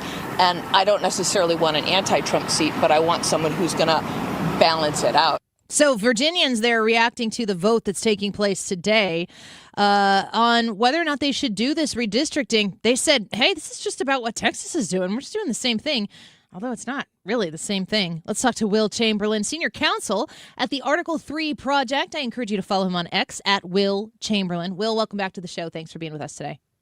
Thanks for having me. You bet. Watching Virginia, I don't know where you're located. You're not in Virginia, are you? Not anymore. Not anymore. I used to live in Arlington, so right in the heart of all this nonsense. What do you, as somebody who knows that area, I mean, I've always known Virginia to be a blue state that could have some purple tendencies, maybe a red tendency here or there, but it never really felt like it was a 90% plus Democrat state. What do you think after having lived there, what they might be deciding to do today? Well, it's really the dominance of Arlington County and Fairfax County over the rest of the state, right? Those are the primary two D.C. suburbs. And there's a huge number of people living in the combination of those two places. They're, relatively desirable places to live in terms of school districts and things like that. And so, but they just overwhelm the population centers of the rest of the state. Like the capital is Richmond, about 2 hours south. And there's just not nearly as many people in Richmond as there are in, say, Arlington or Fairfax. And Richmond's also very blue. And so the basic problem is you have it's the suburbs of DC trying to control what happens in the rest of the state of Virginia, which is generally speaking not particularly blue. Yeah. As an Illinois resident that is very familiar with 65% of the state living in Cook County, I completely understand. Will, so when you look at the redistricting that's taking place, that's being put to a vote, President Obama has thrown his influence into this discussion. How much of what is being done with this district mapping is being done from Virginia, and how much is coming in and being done to Virginia? I think it's a bit of both. I mean, you don't underestimate how psychopathic the Virginia Democrats are. Okay. I think no one could get away with that, right? We have, not to put too fine a point on it, but you have Jay Jones, the current attorney general, who was caught texting people, texting colleagues that he wanted to murder the children of a Republican colleague when he was in the House of Delegates. Psycho. You just had the recent news, a very tragic news that, really haven't been talked about much. Justin Fairfax, the former lieutenant governor of Virginia, murdered his wife and then killed himself. Yes. So there's something weird about Virginia Democrats. They're strange people, frankly. And don't doubt that they would be perfectly willing to just lie to your face. Like Abigail Spanberger just turned on a dime.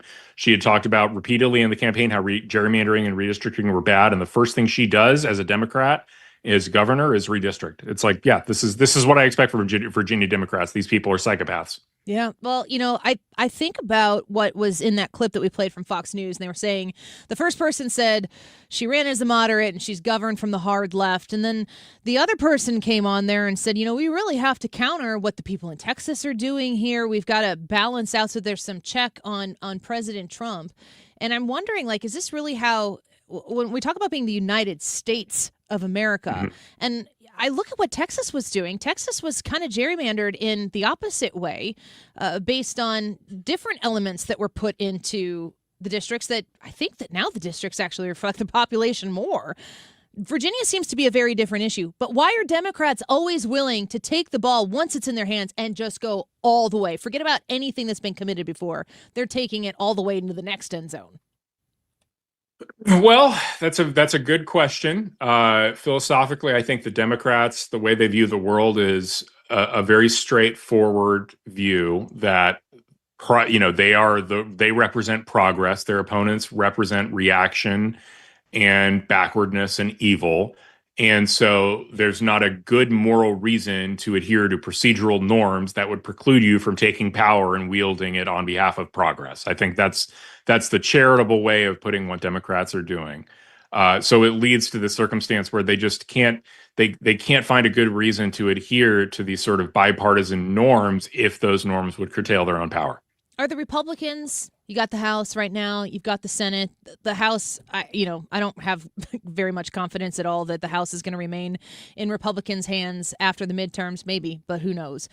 Have we missed a huge opportunity here to do the hard things with the majority while we had it in hand? In a sense, but in another sense, that opportunity was never there because we never had the caucus that would do it. I think that's the right way to look at things. It's hard to say, the reasons that things don't get through the GOP Senate are because there's the clique of senators who Trump just does not have sufficient influence over. McConnell's retiring, Tillis is retiring, Murkowski relies on Democrat votes to get elected, and John Curtis is a former Democrat who's got who just got elected to a 6-year term, so he just doesn't really care. And you got those four that you have to persuade at least one of those people to go along with whatever you want to do. And none of them are going to go along with a very aggressive Republican plan to try and fix things. So you're going to have to persuade them on these sort of bipartisan mushy grounds to ever get their votes. Okay, that's not great for doing things. So rather, a lot of people get really angry at John Thune, but I just see John Thune is having kind of an impossible job and being in a position where he just has to take the arrows for the actual people in his caucus who are really not looking out for the interests of Republican voters. So, I think about the redistricting efforts. Of course, Texas, we've seen what was tried to be done in Indiana, didn't end up happening. California, Virginia, my state of Illinois was the one that was shown by Stephen Colbert to J.B. Pritzker. He laughed about it, made a joke about it, and then didn't even defend it. He just said a kindergartner drew it, and then they just went on with the interview, which is so obnoxious. Like, ha ha ha, look at all the ways we wield power, and Yes. look how hypocritical we are. Ha ha ha. It's because we can. Yeah, Stephen Colbert pointed to the 13th it threads through the state. It threads through an entire different district. That's my district that I live in. And it is patently offensive that is how I'm represented in Washington, D.C. And it was just a joke for J.B. Pritzker while he was there, saying that he's going to, save democracy by fixing what Texas is doing. I mean, they just seem like unserious people. And I'm looking at all of this districting and redistricting that's taking place right now, and I almost feel like there's this happening in this moment, but the next census is where we really need to get our act together. And I want to know your expert opinion as somebody who, obviously very, very well versed in the legal world. What are the things that need to be done, not by Republicans, but by people who care and love the Constitution? What needs to be done by the next census to make sure that our country is reflected in our government by way of these districts? Well, we need to make sure that the census only counts legal citizens. That's thing number one. We need the Supreme Court to come down on the right side of the Voting Rights Act. That's another big one, right? The Supreme Court has bizarre precedent that forces states to racially discriminate in their districts and create these racial majority-minority districts in states that are, Trump plus 25, and they need to create a Democrat seat out of nowhere. Like, I think getting rid of the VRA would do a lot to fix that problem and really lead to. Yeah, I think so. My understanding is Sam Alito's written that opinion, and the Democrats are slow walking the dissent. That's what I've heard. So I expect the VRA is about to be gutted. I wonder how much longer the conservatives in the court will allow the Democrats to keep digging in their heels and refusing to issue a dissent. Another example of how Democrats just don't care about these procedural niceties if there's any political gain to be had.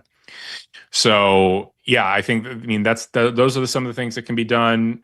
I think it's as simple as I don't want to hear. If you look at this Virginia map and you understand what Democrats are willing to do for power, I don't want to ever hear a Republican talking about, no, we're not just going to redistrict in a way that's favorable to us. I cannot believe the Indiana representatives who refused to redistrict and kept not one but two Democrat districts in a Republican plus 20 state. This, I think, 7-2 or something in an R plus 20 state. Yeah. The equivalent states in New England with similar voting demographics the other way have zero Republican seats. The Democrats sweep.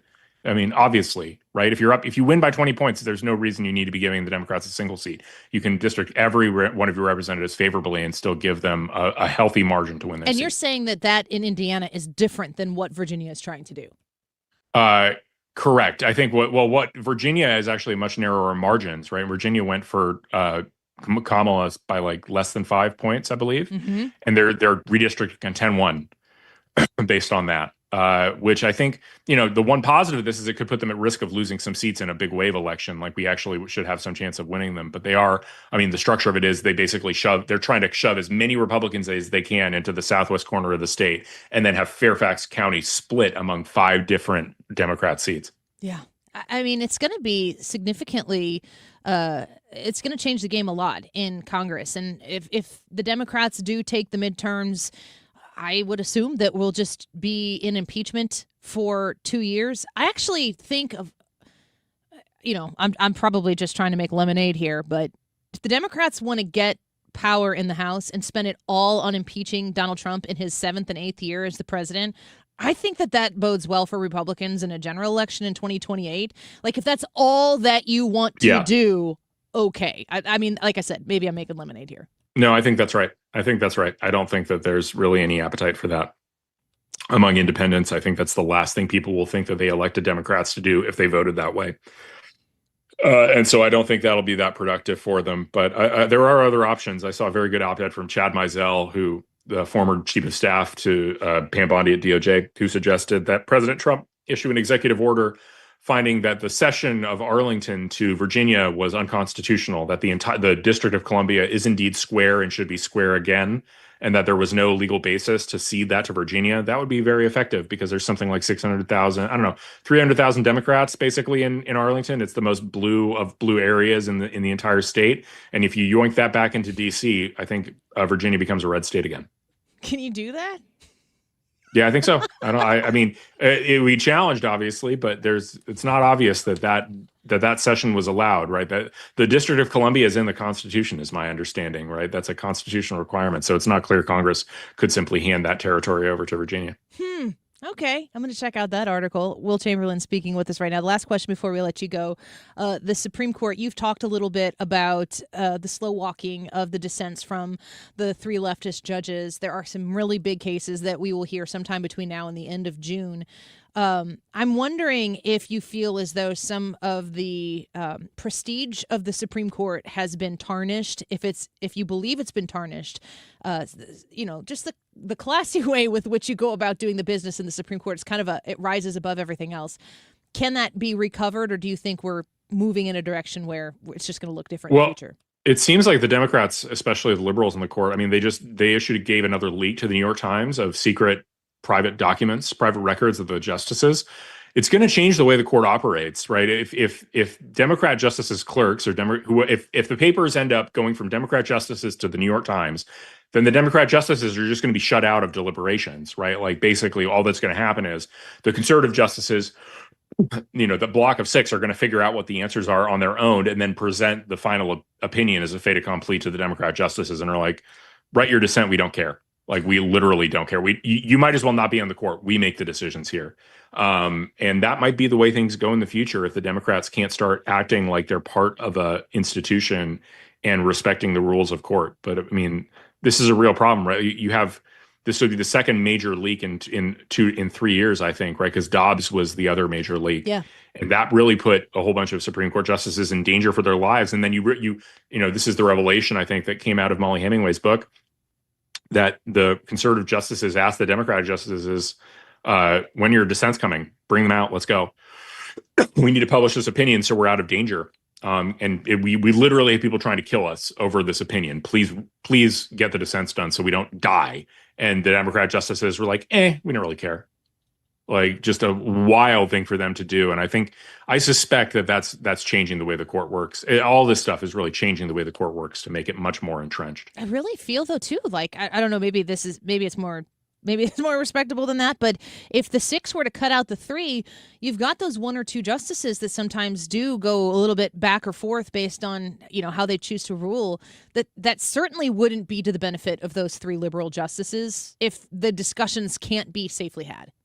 Right. It's not. Exactly. That's sort of my point, right? They need to be able to have some influence over the moderate, more squishy justices. But if those justices just think like, oh, these people would see me dead, right? Like they don't care. They don't respect the institution. Then they'll stop talking to them. And then it really just becomes the 6 conservative justices deciding what to do among themselves. Man. Well, Will Chamberlain, you set me up nicely. We have a 2:05 interview with Molly Hemingway about her book, and I'm looking forward to having that discussion. And, of course, the in-depth one here with you about Virginia and how it's going to affect everything moving forward. Thank you for being with us today. It's always good to have you. Thanks for having me, Annie. Take care. Bye-bye. Will Chamberlain, the senior counsel at the Article 3 Project. You can go to article3project.org and learn more about what they're doing there. You can also follow him. Very, very good follow on X at Will Chamberlain. We'll take a quick break and be back in just a minute. Molly Hemingway talking about her book, the top of the hour at 2:05. Don't go away.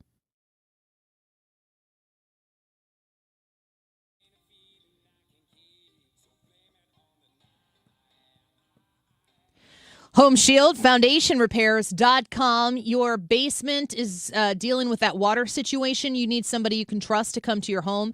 Let me introduce you to Matt Hayes of Home Shield Foundation Repair. I think that if you go to their website and you've got a foundation concern, you've been thinking about making a phone call. You just don't know who's the right person to call. And here's the other thing. It's a big project. You know it's going to be a big project. It's a necessary project. You don't want to be on the take. You don't want to be somebody who's going to call someone in and then you're like, gosh, I don't want to deal with these people. You want to make that first phone call or the people you hire the first time. You want it to be the right people. I encourage you to give Matt Hayes the opportunity to earn your business. He has an incredible team at Home Shield Foundation Repair, and for a very wide host of issues when it comes to repairing foundation concerns that you might have, if you have peering issues, cracked or uneven concrete, and yes, that waterproofing basement concern that you have, Matt Hayes is going to treat you right, do the project excellently, and you'll be recommending Home Shield Foundation Repair yourself. Find him online at homeshieldfoundationrepairs.com. 97.1 FM Talk is proud to support the Guns N' Hoses First Responders Soccer Cup, May 30th at Worldwide Technology Soccer Park. Law enforcement battles firefighters and EMTs on the field, all for a great cause. 971talk.com/events. Summer is on the way, or should I say the heat in St. Louis, it's on its way. Be here before we even know it. If you haven't had your air conditioners checked and set up and ready to go for this cooling season, or if you were told you might need a new one, or you just think this is the time of the year, this year is the time to just go ahead and replace it. Prices are down, 0% financing is available. It's still the best time to call me. Don't put it off. One easy number in Missouri and Illinois. It is 314-293-2600. Again, that's 314-293-2600 in Missouri and Illinois, or on the internet, bartinman.com. That is Bart with a B, Inman with an I.com. God bless. Annie Fry is St. Louis conservative.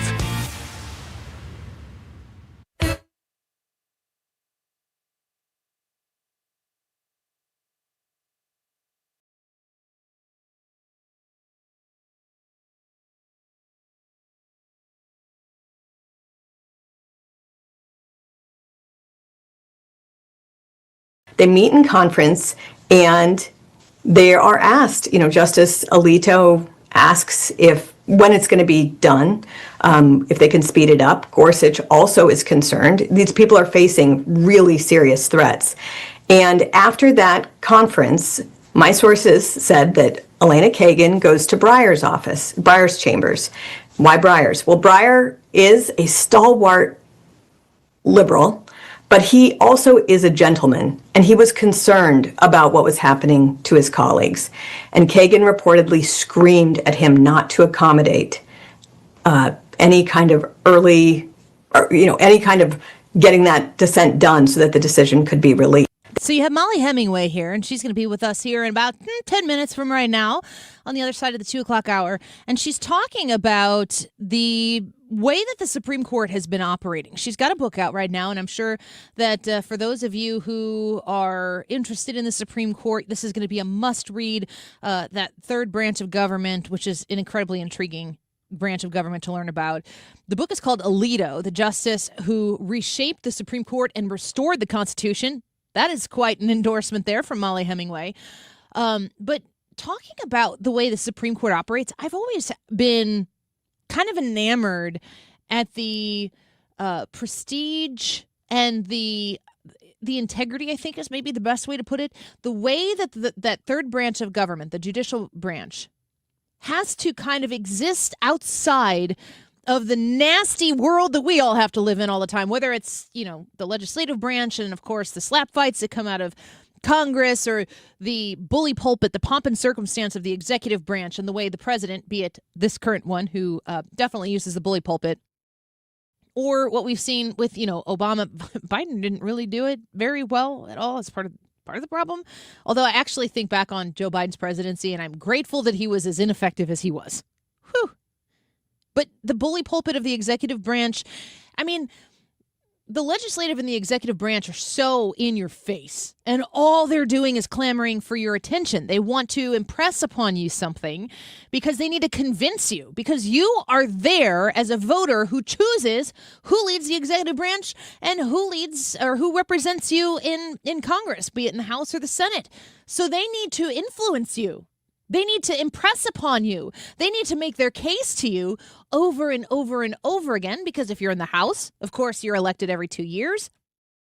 If you're in the Senate, you get elected every 6 years with a rolling new election, of course, every 2 years that we have those elections. And then if you're the president, every 4, one term reelected there.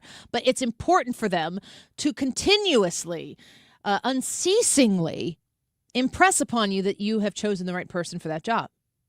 And because we live in a republic, we get to say yes or no to that impression, that influence that they're trying to bestow on us. The third branch of government, the judicial branch of government, headed up at the very, very tippy top by the Supreme Court. It just kind of exists in this almost, in my mind, idyllic realm where the Constitution, this is, folks, this is so important. What is a democracy? What is a republic? The republic is a kind of democracy that uses a governing document as our overall be-all, end-all. The Constitution is what we adhere to, and we send people to represent us under the guidance and the governance of the Constitution. That's how we know when things are legal, when things are illegal. And the Supreme Court is the ultimate decider, adherent to the Constitution.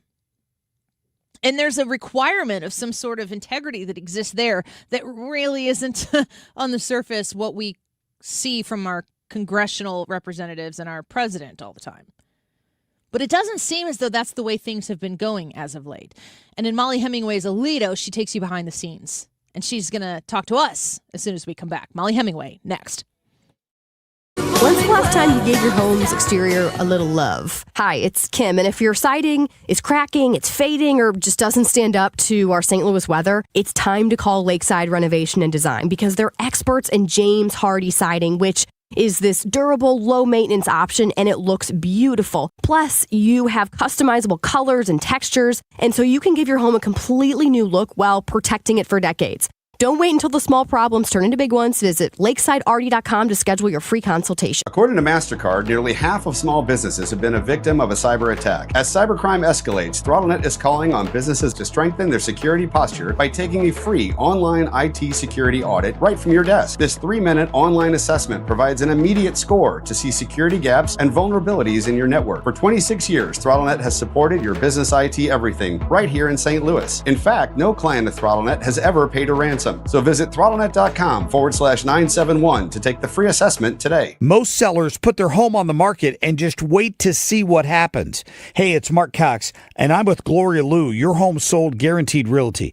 Gloria, is there a better way to sell? There is. Instead of listing your home the traditional way and hoping for the right buyer, I can get you up to 8 competitive cash offers right from the start. That means you're not guessing what your home might sell for. You're looking at the real offers and choosing the one that works the best for you. It also helps you to set the right price and create stronger demand if you decide to go to market. It gives you control, leverage, and a clear path forward before you accept just any offer. And remember, I'll guarantee to sell your home at 100% of the market value, or I'll pay you the difference. Before you sell your home, see what your options are. Call the one I trust, Gloria Liu, 314-325-6888, or visit GloriaHasTheBuyers.com.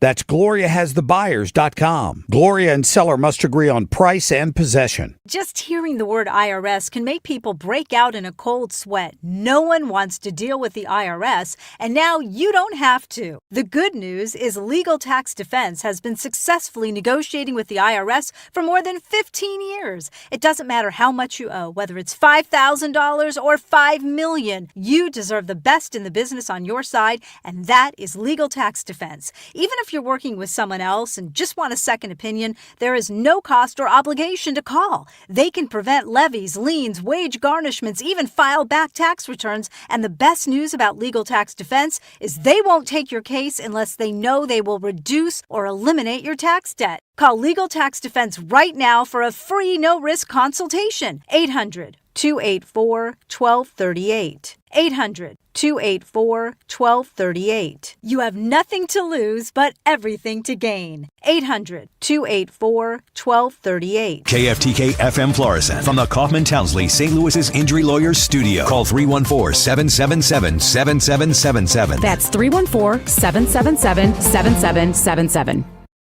Iran on Lisa Brady, Fox News. The Iranian foreign minister says blockading Iranian ports is an act of war and thus a ceasefire violation. Also posting that Iran knows how to neutralize restrictions, defend its interests, and resist bullying. A ceasefire with the U.S. is set to expire with a second round of talks in Pakistan now in doubt. The president telling CNBC earlier he believes the U.S. is in a strong position to negotiate. The president also said if no deal is reached, the bombing will resume. And he says he's under no pressure to accept anything less than the deal that he wants. Fox's Jackie Heinrich at the White House, where Vice President J.D. Vance has had meetings today. He had been expecting to lead a U.S. delegation to Pakistan for talks. Another resignation on Capitol Hill. Congresswoman Sheila Sherfilis McCormick, a Florida Democrat, stepping down as the House Ethics Committee was set to make its recommendation on punishment for more than 24 ethics violations, though she and her attorney say the process has not been fair. They wanted a delay in today's meeting with a criminal case still pending in Florida. Her exit follows the recent resignations of Republican Tony Gonzalez and Democrat Eric Swalwell. Florida Republican Congressman Corey Mills could face an expulsion vote already under an ethics committee probe over misconduct allegations. 2 Americans killed in Mexico were reportedly working for the CIA. 2 Americans died in a vehicle crash over the weekend in Mexico, and sources tell the Associated Press the 2 were returning from destroying a clandestine drug lab while working for the CIA. 2 Mexican investigators were also killed in the crash. A U.S. official confirmed the CIA's involvement to the AP.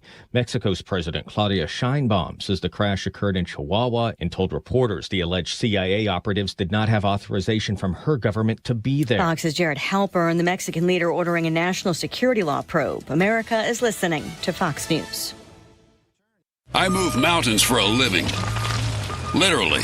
That means I don't carry hand lotion, and when it comes to serious heartburn, I don't mess around with anything but Rolaids. Rolaids' dual-active formula has calcium carbonate and magnesium hydroxide that relieves heartburn fast. Yeah, you heard right. 2 actives for that powerful relief. And the best part? The roll fits right here in my pocket, so I can get back to moving mountains. Rolaid spells powerful relief. Read each label. Use as directed. Keep out of reach of children. Lots of places can expose you to identity theft. Oh no.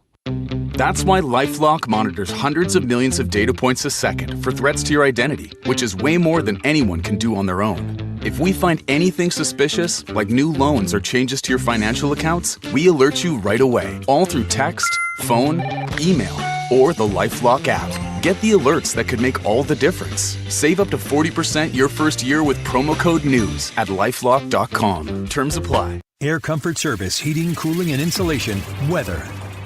All about the southerly flow and plenty of sunshine going through our Tuesday afternoon. With that flow, it's warmer in the 70s to near 80 degrees. Clear skies. What a great evening coming up. 58 for the overnight low. Wednesday, sunny and 81. Thursday, sunny 83. Scattered showers and a couple of non-severe thunderstorms Friday night.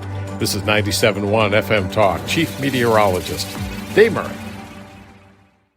The Annie Fry Show is sponsored by Air Comfort Service Heating, Cooling, and Insulation. Time to schedule your air conditioner service. Get not just your AC, but your entire HVAC system checked for $19 a month with the Preferred Partner Plan. And be ready for the first heat wave. AirComfortService.com.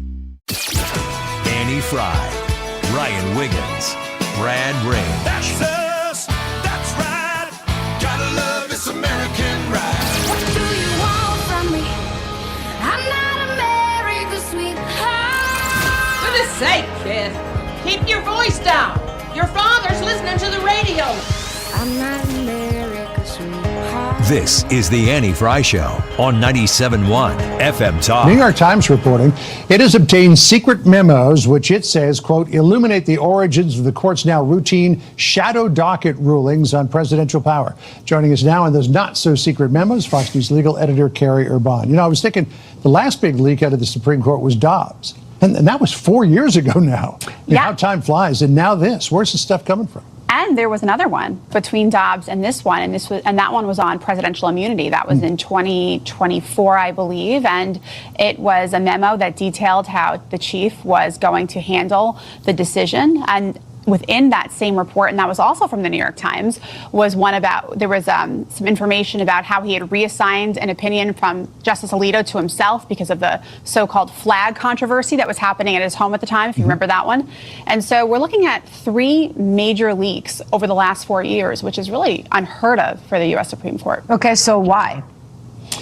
It's a great question, Sandra. And look, I think these leaks tend to go in one direction, and it is to undercut what the conservative wing of the Supreme Court is doing. Oh, you don't say. Carrie Urban, Fox News legal editor, reacting to this understanding that we have had these leaks here recently. And the leaks always do end up going in the same way.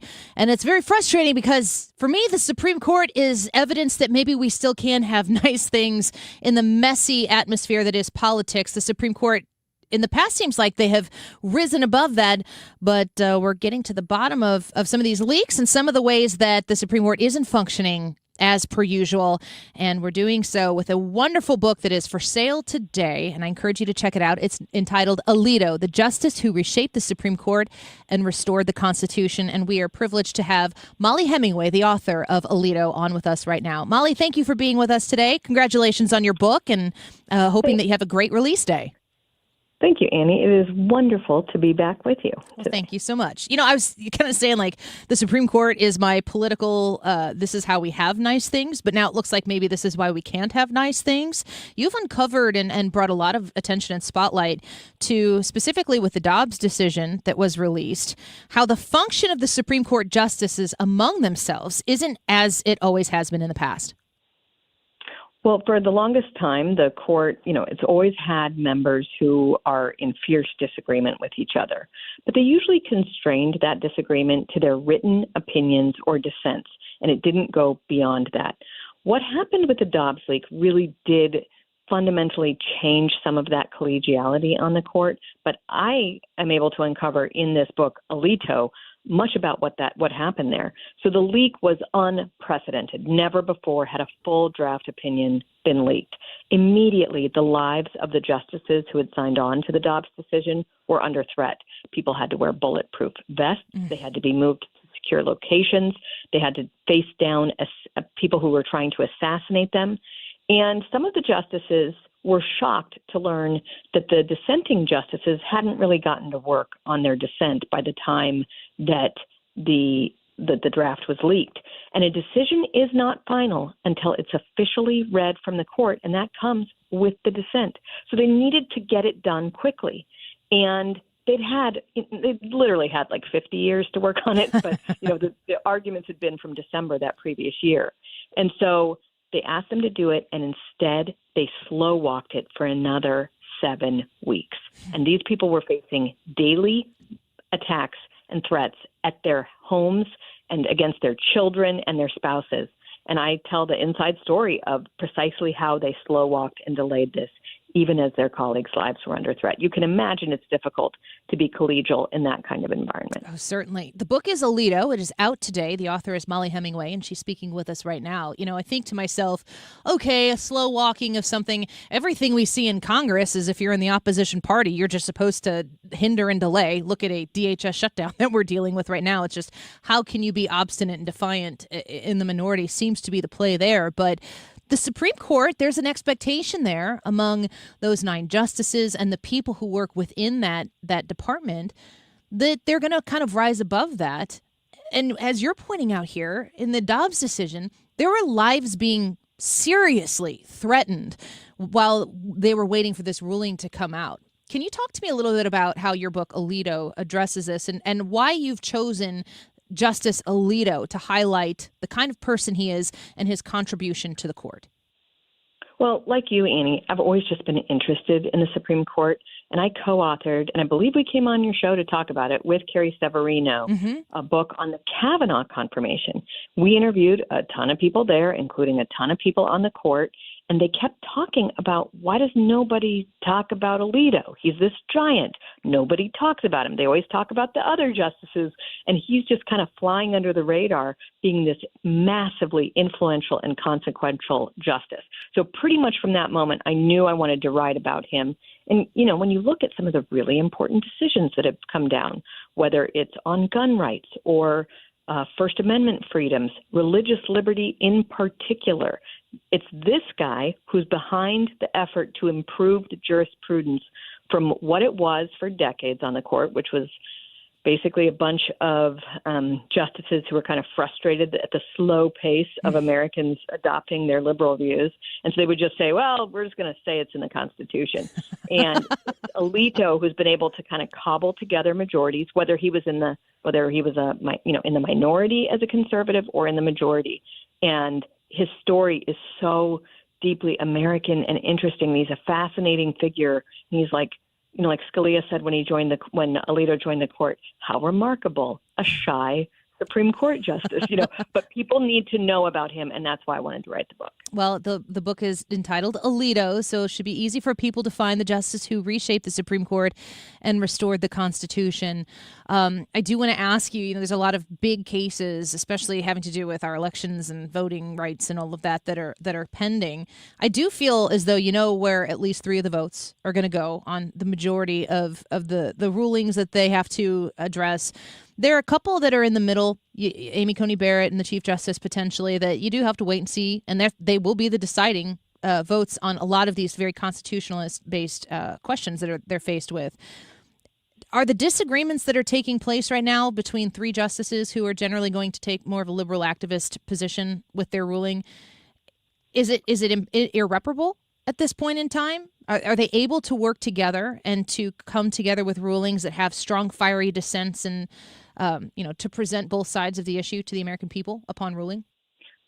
Well, I do want to point out that Justice Kagan really is different from Sotomayor and Jackson in that people on the court do respect her jurisprudence. Okay. They do find her legal arguments to be compelling. And she is craftier than the other 2 about figuring out things that she can get some of the other justices to agree on. The more interesting debates are between the 6 Republican appointed justices. And even among the 5 originalists, which are all of them except for Roberts. You don't know where they're going to be, but I do think that when Thomas and Alito agree on something, you can be pretty confident that's probably the most defensible position. They've been on the court for a long time. Thomas is more of a libertarian originalist. Alito is the conservative originalist. When they are in agreement, it's usually an indication that's where the originalist should be.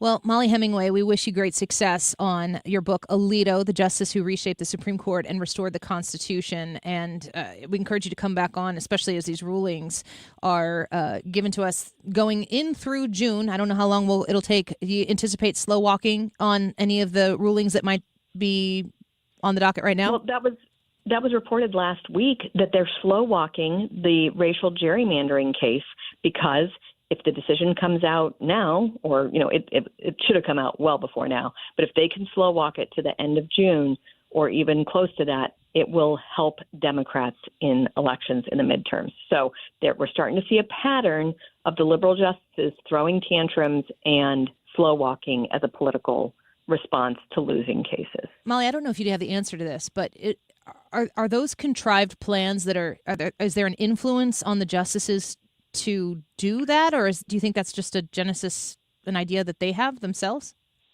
I mean, I truly don't know. I would not be shocked if this were being discussed outside the court, but at least Kagan is savvy enough to know how this can help things inside the court for her team. At least Kagan. I like it. Mollie Hemingway, thank you for being with us. I hope that the book is a great success. Definitely something that more Americans could stand to learn from. Your book, your research is so in-depth. Your journalism is fantastic. And we're grateful that you share it with us here on our show. Thanks for being with us. Thank you so much, Annie. Take care. Bye-bye. The editor-in-chief at The Federalist, Mollie Hemingway, senior journalism fellow at Hillsdale College, Fox News contributor as well. The Federalist is a very trustworthy publication, if you will. I guess it's still a publication if you read it online most of the time. But Mollie Hemingway, so well-spoken and so well-researched on, especially when it comes to these Supreme Court justice issues, stories, and concerns. Let's take a break. Ethan, sports and local next here on the Annie Fry Show. And don't forget, we're asking you that YouTube poll. Should the FCC do something about professional sports broadcasting? all these different streaming platforms. How frustrating is that? Does it really require government intervention, though? Or would you just say, the free market will decide? Vote yes or no on the Annie Fry YouTube channel. And keep it right here for Ethan Sports and Local Next. A reminder that when we have great guests like Molly Hemingway, Will Chamberlain, Jim Talent, Eric Burleson, all of them on the show today, we produce podcast episodes of just those interviews that you can access wherever you get podcasts from. But if you're unfamiliar, just go to the Odyssey app, AUDACY, and find those podcasts right there. We'll be back with Ethan next.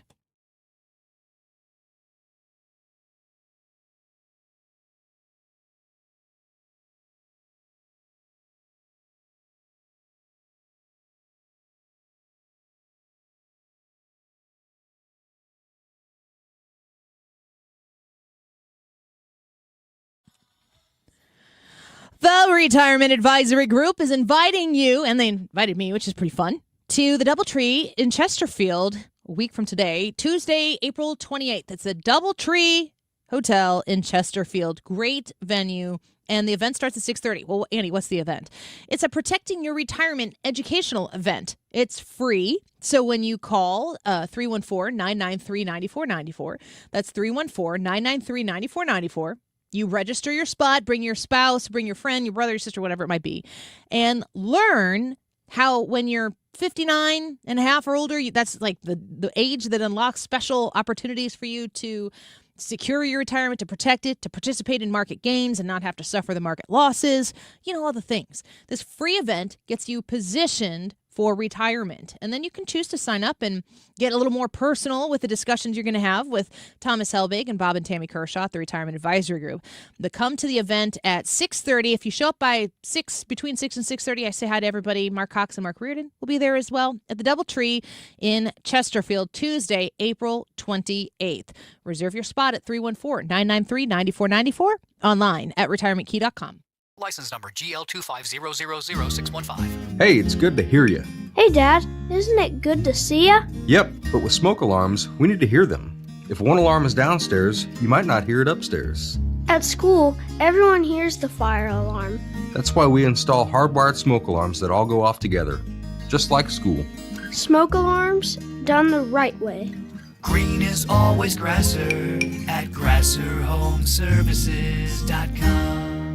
This is Congressman Bob Onder. Americans demanded border security, and House Republicans delivered. According to the Department of Homeland Security, for 10 consecutive months, U.S. Customs and Border Protection has reported 0 illegal aliens released at the border. I'm proud to have worked with the Trump administration to secure our southern border and uphold our immigration laws, and will keep fighting to advance strong policies that protect Missourians and keep America safe. Paid for by official funds authorized by the House of Representatives. If you suffer from burning, tingling, or numb feet, pay special attention as we discuss neuropathy with Dr. Patton, D.C. Doctor, what is neuropathy? Peripheral neuropathy is nerve damage to the feet and legs. What are the symptoms? The symptoms are numbness, burning, tingling, pain, and loss of balance. Is neuropathy treatable? It's absolutely treatable, and we have amazing results. If you have burning, tingling, numbness, coldness in your feet or hands, or balance issues, call us at Comprehensive Integrated Health today for a nerve damage screening. The screening will tell if you're at risk for serious complications and if you're a candidate for our cutting-edge treatment program. Don't wait until your symptoms are so severe nothing can be done. End-stage neuropathy leaves people confined to walkers, wheelchairs, and even amputations. The first 10 callers will receive a free nerve damage screening. Call 636-538-5188. That's 636-538-5188 for your free nerve damage screening. 636-538-5188. Don't let tax refund worries hold you back. File now with TurboTax on Intuit Credit Karma.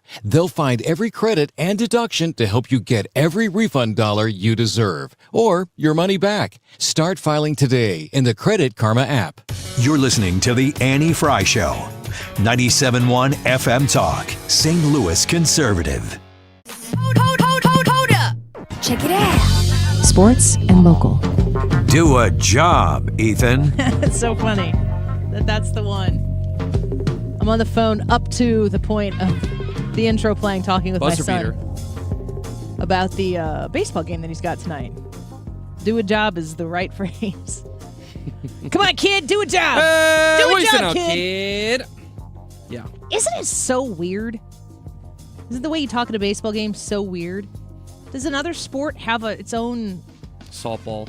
But I mean, they're No, kind of in the same category. Softball's so much more obnoxious. Hockey. I digress. Oh, yeah, it is. What are you saying, hockey? You don't have your own, No, hockey does 100% What is it? have its own language. It's stuff like... I almost feel... I mean, language and, diction. Everybody gets a Canadian accent, first of all. Hey, That's on your weird. hard now, kid. That's a big one. On you hard. It's random lines like drive the legs feed the wolf, stuff like that. I hear on you hard a lot though.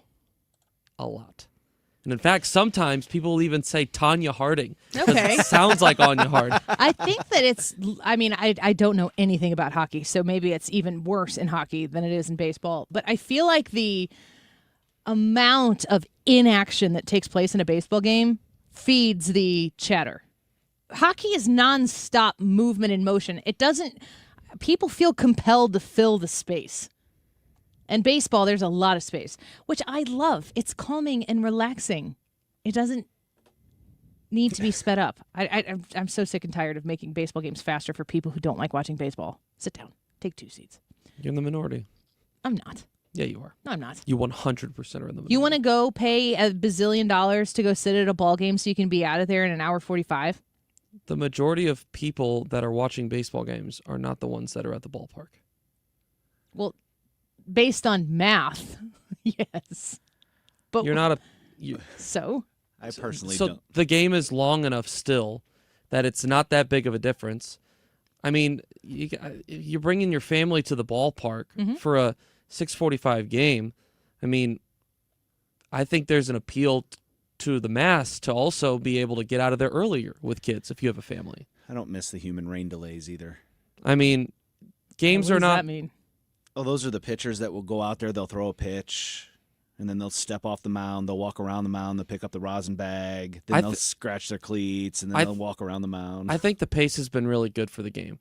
I don't think it's to the point where it's ridiculous. I think it's just the right amount. The amount that they've shortened the game and expanded the revenue generating portions is frustrating.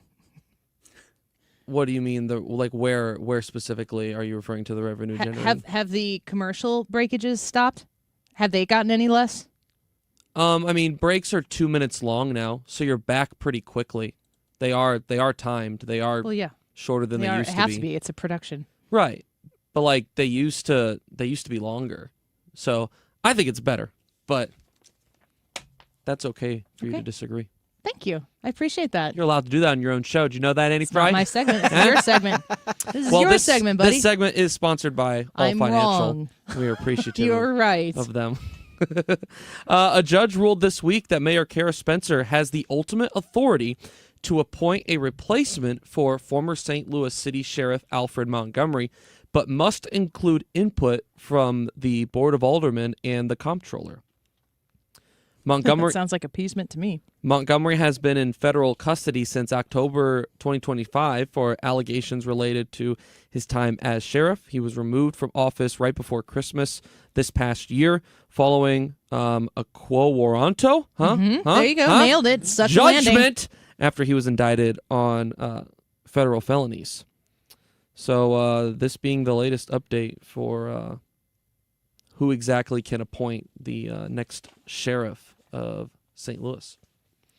Busch Stadium recently hosted its first police versus fire department softball tournament Sunday afternoon, a fundraiser event featuring teams from St. Louis City and St. Louis County, first ever police versus fire softball tournament at Busch Stadium. And this event goes towards Backstoppers, which obviously we do a lot here with Guns and Hoses and a lot of different fire versus police events. And I'm pretty sure there's a soccer game coming up that we've been promoting as well. So be sure to be listening on 97.1 for more information on how you can be supporting Backstoppers, Guns versus Hoses as well.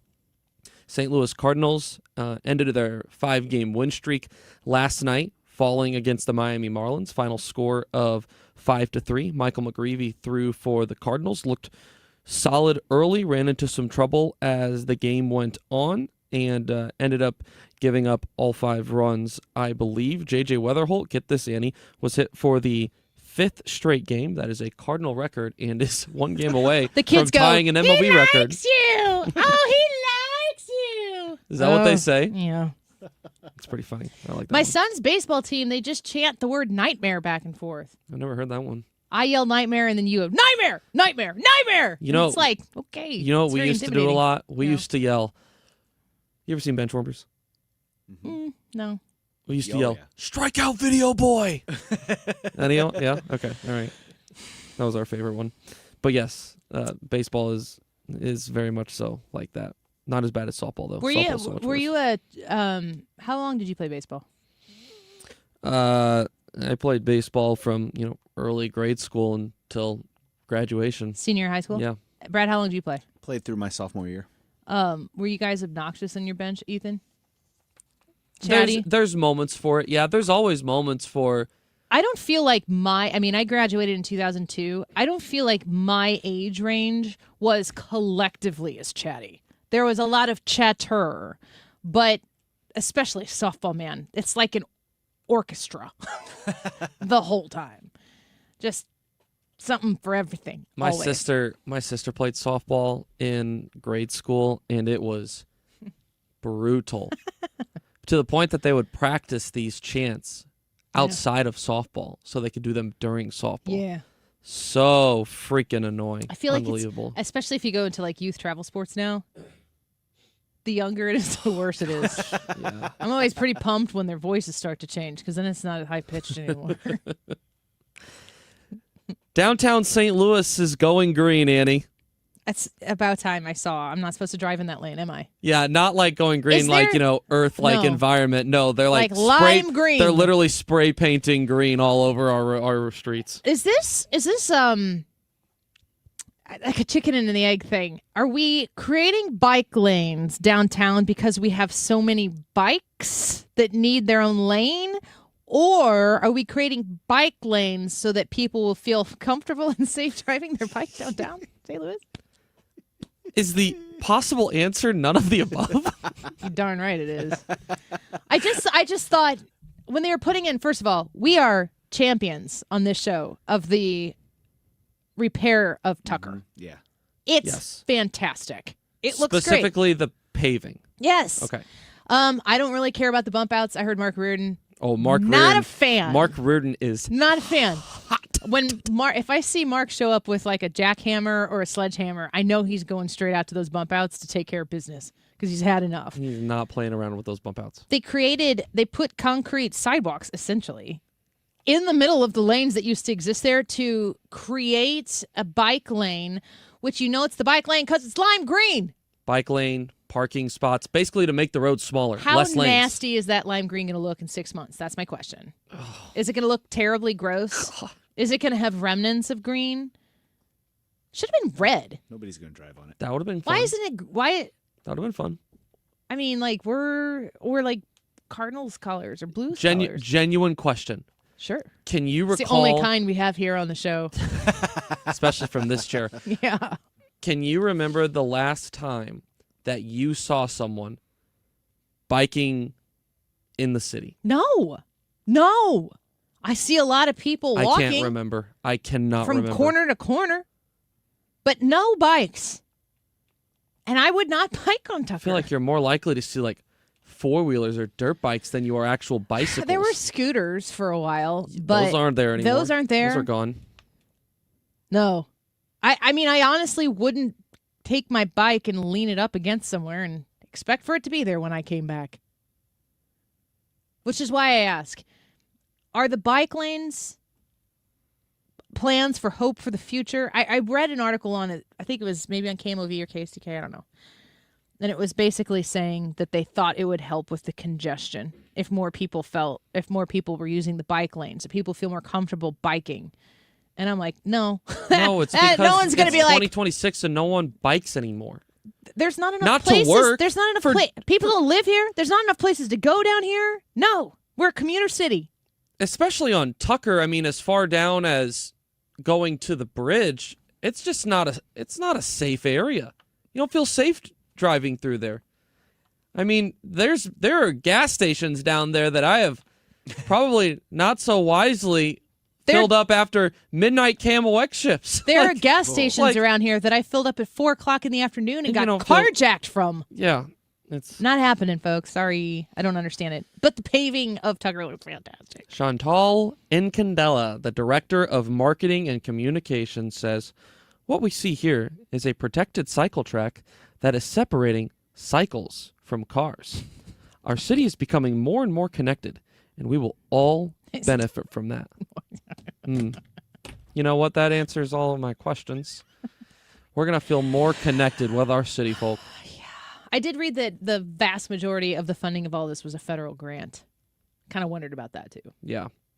One more? Yeah, I'll do one more. Let's see. What's my last one? Oh, yeah, this pertains to you. I'm sure you've heard some stuff about city officials in Edwardsville breaking ground on the new pedestrian plaza and park. Is it the Goshen something? Goshen Commons. Goshen Commons. $3.95 million project. Is it going to make us more connected? I sure hope so. It better. For $4 million. Yeah. It will bring green space. What is up with green today? Oh my gosh. Gathering areas, we shade here on the Annie structures. Fry Show hate green. A video screen. We're going green and getting a video screen, game tables, and more to the park. I've seen pictures of this, and it does look pretty cool. Mayor, is it Risavi? Is that how you say your mayor's name? Risavi. Art Risavi, he's a great guy. Goshen Commons will be such an incredible complement to our wonderful downtown and our local businesses. This park will be used and appreciated by so many people on a daily basis, in addition to those who come for the many events we envision happening here. When the space opens, which is expected to occur this fall, it will be home to the seasonal Land of Goshen Community Market once again. Beyond the market, it will open to the public daily and for special events with Parks and Recreation. You know what? I mean, $4 million, that's a nice little chunk of dollars, but I appreciate when towns, and Edwardsville certainly has grown in size significantly over the past couple of decades, but I appreciate when towns show that they care and they want people that live there. They want them to be able to enjoy their space, and they want to be able to bring some people in as well. I appreciate that, and I respect that, especially someone on the Illinois side. One of the reasons I love Edwardsville so much is because it reminds me of like a smaller St. Charles. Yeah. I live in St. Charles now, and I appreciate when small towns show that they care. This is a big thing they're doing. It doesn't take this much to be able to make your area look nice and make the people that live there be prideful in it. Yeah, but reinvest in it. I appreciate when cities like Edwardsville are willing to do things like this. A lot of the big restaurants that are, generally speaking, on the west side of the river, when they decide to come to the east side of the river, they do come to Edwardsville. And it's become, and this is very intentionally done, but that area, that downtown area, has become very walkable. And I know that that is a priority for the city governance in like Edwardsville. Main Street area? Yeah. Great area. You can Awesome you can area. walk to a lot of different things, be it entertainment or shopping or food or drink. And the outside, this is going to add to that outside area. So you could just like hang out and chill. So I think it's going to be exciting to see. Completely agree. Awesome area. There's multiple areas like that in Edwardsville. But yeah, this will be good. All right, let's take a break here. X's and Y's on the Annie Fry Show. When we return, if you got X's and Y's questions you want to send us, 314-241-9797. Don't forget to vote in that YouTube live chat poll. Should the FCC step in and do something about pro sports broadcasting on all of these different streaming platforms each season? It's kind of getting out of hand. Is it the FCC's responsibility to fix? You tell us in the YouTube poll. Back in a minute.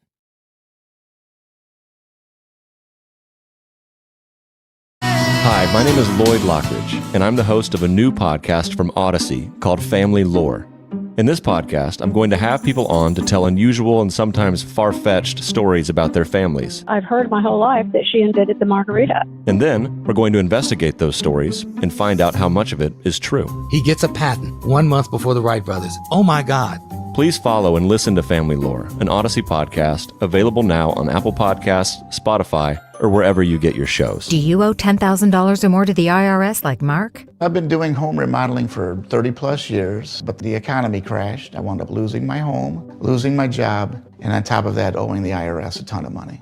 I owed the IRS $114,000. It really, truly was the worst part of my life. Then Mark found Tax Relief Advocates. On news radio, I heard about TRA, and I thought, what's the worst that could happen? So I picked up the phone and I called them. When it was all said and done, TRA settled my $114,000 debt for $100, and I'm telling you, I was ecstatic. Could not believe it. Would recommend TRA to anyone. If you owe 10 or even hundreds of thousands of dollars to the IRS, don't lose hope. Do what Mark did and call TRA for a consultation. But TRA did. They gave me a second chance, and I'm forever grateful. Visit TRA.com or call 800-491-9914. 800-491-9914. That's 800-491-9914. Your garage door is always there for you, rain or shine. Are you taking your garage door for granted? Is it screeching and whining for attention? Trust Overhead Door Company of St. Louis to keep your garage door reliable.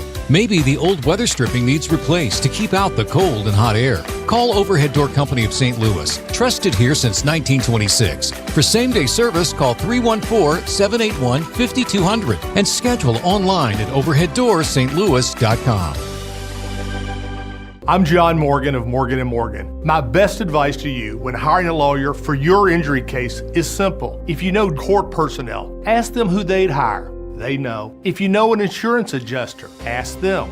They know. And then ask them about us. Ask them about Morgan & Morgan. They know. I look forward to talking to you soon. There's only one Morgan & Morgan, America's largest injury law firm, for the people. Injured? Visit forthepeople.com for an office near you. Man, back-to-back hours. 2 for 2 on nailing the time checks. Yes. Should the FCC do something about professional sports broadcasting on multiple streaming platforms each season? The options, yes or no. You can vote on the YouTube live chat poll on the Annie Fry Show YouTube. We are about 18 or so minutes from sharing those results, so the clock is ticking to be able to get your vote in. The time is 2:37. This time check sponsored by Jerry Kelly Heating, Air Conditioning, Electrical, and Plumbing. It's time for a $98 AC tune-up. Freedom has a frequency.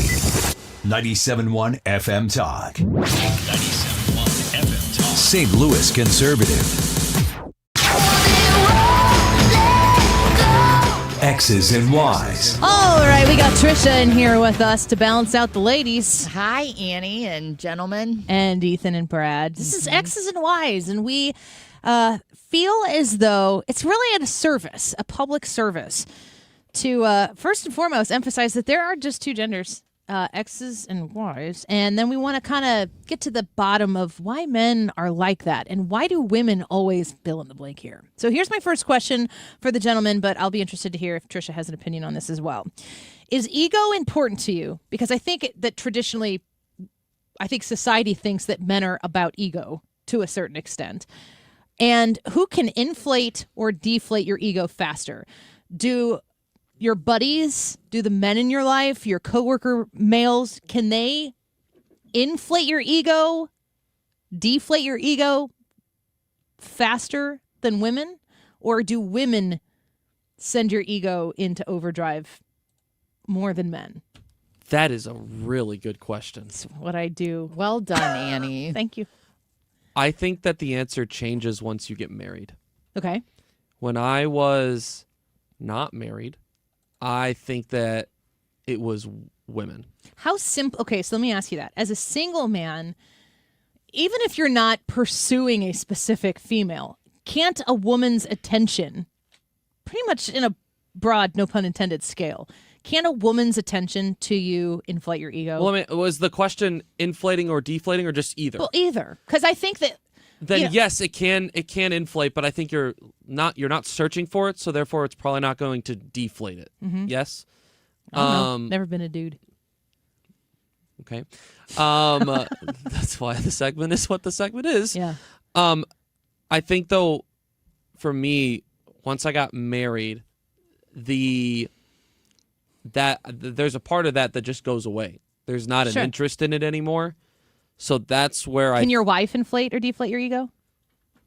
Yeah, she can, but I think I guess I'm thinking of like deflating more so than I am inflating. So that's why I'm thinking more so it doesn't happen as much, women to men after you're married. But yeah, I think that she can, but I think that in general, I'm almost like excluding my wife from this because I'm thinking of just more so women in general She's a than class one of her own. specific. Yeah. Sure. So I would say it changes, at least Trisha, change for me. Do you feel my presupposition here is that men are more involved? Like ego makes a bigger difference for men than it does for women.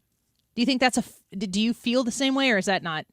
Yeah, I think that's probably right. Ego plays a bigger part for men on a day-to-day basis than it does women. That's my assumption. I don't have science. Yeah, I think I'd agree with that. Brad, do you agree with that? I'm not even sure how I would answer it because ego doesn't really mean a whole lot to me. You were asking like who could deflate and inflate your ego. I'm about the only person that can do that to me anymore. So what matters more to me is respect. Ego. I don't know. What Ego seems so aren't those kind vapid. of the same things? No. Ego is vapid and Everybody has an ego. Yeah, I mean, I think at least for me, it has very little to do with the gender of a person, and it's almost like day by day, case by case. So, like, if I go into a day and I feel like I didn't get something accomplished or I let somebody down, my ego goes down. But if I feel like I did a good job or I accomplished something, it goes up. So it's more like situational than like when you're younger and it's like friends or romantic partners or people can like inflate or deflate. You're it. using your your judgment of your success to measure how you feel about yourself. Yes. Because I feel like your ego is kind of how you feel about yourself. Yes, If that you're is how I feeling see it. super confident about yourself, I don't think of it as a negative thing or a positive thing. I think how you act after, I think you can have a very healthy sense of yourself and what you're good at and what you're bad at and have a pretty solid, strong ego and not be an a-hole. Yeah, I agree with that. And I think you could be super insecure about yourself, super unsure, and be a pretty big a-hole. I think you could. I think it could go both ways. So I don't know. I mean, Brad, you seem to think that ego is in and of itself a bad thing. Yeah, it has a negative connotation to me. Ego is arrogance to me. I don't associate. I think they could be related, but I don't think that they're not inseparable. When you were describing what you were describing to me, that says confidence, like self-confidence or something like that. And maybe that's part of ego. I think you're thinking of being egotistical. Yeah. Well, ego is the root word of egotistical. Yeah, but they're not the same. I think I think that you can have a definition from dictionary.com. Ego, a person's sense of self-esteem or self-importance. Egotistical, excessively conceited or absorbed in oneself, self-centered. Which I think we would all agree is bad. It's too much ego. Yeah. Is how I take it. And I know men and women who have a struggle with this, certainly. But ego in and of itself is your sense of self-esteem. Does that change your answer at all, Brad? Yeah. I mean, I would say then I have a healthy ego, but it's not based on other people. I do understand the mixing of the two because when you think of, at least when I think of ego, my mind automatically goes to egotistical as just a shortening of it. But it is interesting that they are different things. I'm trying to recall my psychology days of working towards my psychology minor. There's please tell ego, us. id, and something else, and it's like all of these awareness levels that you have of your own self. Super ego. Super ego, yeah, and id, right? Yes. ID. Primal desires is id, and moral constraints is super ego. Yeah, so your ego's right there in the middle of it. I mean, I feel like I'm 42 now, and I posted this on Facebook, but my 40s, especially as a woman, and Trish, I'd be curious if you feel like in your 30s, your mid-30s, if you're working towards this or maybe you've arrived already. But I really, in the last probably 3 or 4 years, have leaned heavily into my judgment on whatever the thing is. It could be something small. It could be something big. But what everybody else thinks about it, it matters if I care about those people, what they think about it. But my judgment on what's best for me or for my relationship, my marriage, for my family, for this show, I am trusting my judgment as much, if not more, than anybody else's judgment on the matter. And I think that specifically women, because I can only speak for women, but I think women go through a huge portion of their lives putting themselves as the last thing that they consider and rely on and trust in. I agree with that. And defaulting to other people. I found myself a lot recently over the past couple of years when I'm typing something up, deleting words like I'm sorry or I think, and just coming at it with a... Instead of saying I think blah, blah, blah, An you just say objective blah, blah, instead of blah. subjective. Yes, here's the thing. And if people take issue with that, that's fine. Like That's a them thing. That's communication. That's cool. But instead of getting everybody's opinion on something before I decide my own, I'm like, here's my thing. Go ahead and tell me yours. And I think that, like, if you think of the phrase hurt your ego, like, what do I allow to hurt my ego? I am significantly affected by the people who I deem the most important in my life. If they think negative of me, I can't sleep. If I did something to them that they have interpreted as offensive, or if I hurt somebody intentionally or not intentionally, and it's like that creeps in and that lingers until I resolve it. If you're not in that group of people, I'm just kind of like, I made the decision that I think is best for me, and I don't have another. That's the decision. Brad, next question. Yeah. So along with the ego question, for the ladies, what is the worst way a guy has hit on you? Oh yeah, It's here we been go. so long. And then for the guys, I could tell some it would be the stories. worst way you've been rejected. Oh, yeah, that's a great one. See, we You can't- tell that one. can't tell This that will one. take care of both of us. I don't know. Drunk people. There was a person once who's told, I was there with Trisha. We were at a party, and I won't give any more details about the party. Gosh, how was it put? I remember Velveeta cheese was involved. It was like be all over you, you like Velveeta Velveeta cheese. I've never looked at Velveeta the same. This person was blasted. And I thought, you want Velveeta cheese more than you want either one of us. Well, and I left the conversation a little bit hungry, but not interested Not for at that. all in the interaction. Yeah, comments like, just when drunk people are like, I don't even remember if it was to you or to me or if it was both of us, but it's like, I can't help. Like, people would say, like, stare at your chest. Oh. But they were drunk. They were just being honest. And it's like, God, I'm not, I need a relocation of my workspace. But I mean, when that was going on, I was very married with children, and Trisha and some of our other coworkers were young and available, but not that available. Not available like that. In the mood for nachos after the conversation. Is that the worst? That's got to be the worst. I don't know. It's just been so long. I think I could probably, if I had more time, go back and think of some. But some of these things you try drunk to forget. People. It's Yeah. always drunk people. It's always drunk people. Let's take a quick break. We'll do a couple more questions when we return here on the Annie Fry Show. X's and Y's. Vote in the YouTube poll. Let us know how you feel about all of the different streaming platforms you got to subscribe to in order to watch your favorite team play sports. You want the FCC to get involved? You go to youtube.com/@AnnieFry or text us your thoughts at 314-241-9797. Those results, 7 minutes. We'll be right back.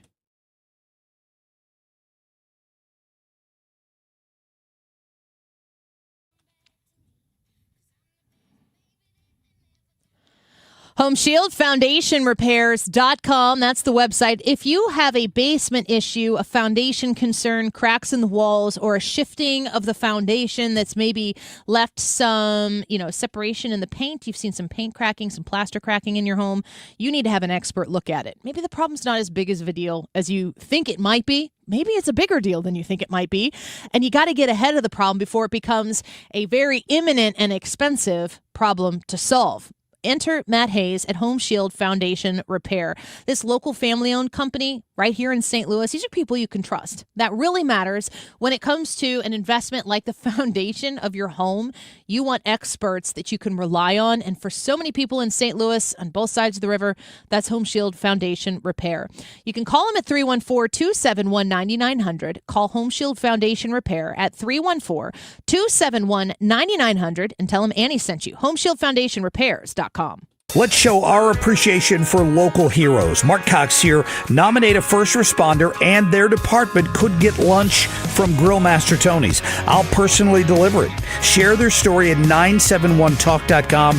Nominate them today. Homeowners, a lot of you are worried about one thing when it comes to selling. That's leaving money on the table. Hey, it's Mark Cox, and I'm with Gloria Liu, your home sold guaranteed realty. Gloria, how do you help sellers make sure they're getting top dollar? The reality is, most homes don't sell for what they should. I see it happen all the time. They either price it wrong or they don't create enough demand. But with over 2,400 buyers in my buyers in waiting database and my exclusive pricing strategy, I'm able to offer my seller a 100% market value guarantee.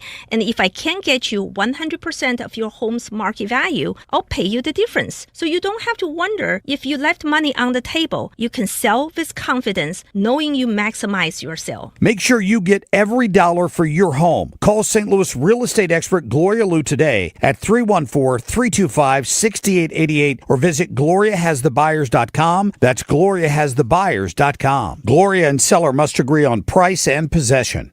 Annie Fry is St. Louis conservative.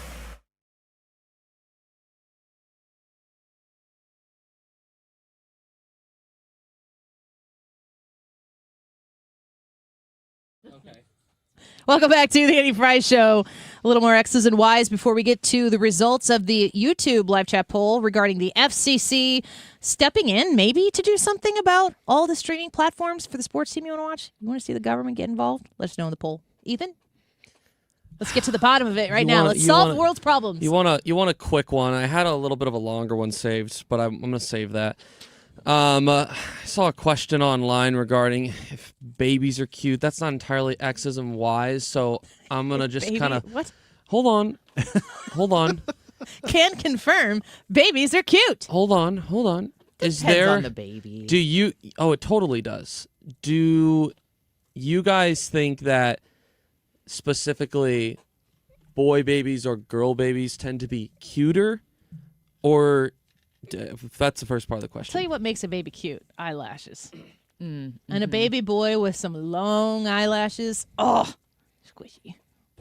Trisha? So I mean, I love a good smushy baby. I don't think all babies come out cute. They're not cute. And I'm going to tell you all this right now. When you go back and look at your own babies, they're still cute, but they aren't as cute as you thought they were at the time. They grow into that cuteness. Yes. They look like little aliens. And out then the gate. the second part of the question would be, is there any one that you can be close with enough to tell them that their baby isn't cute?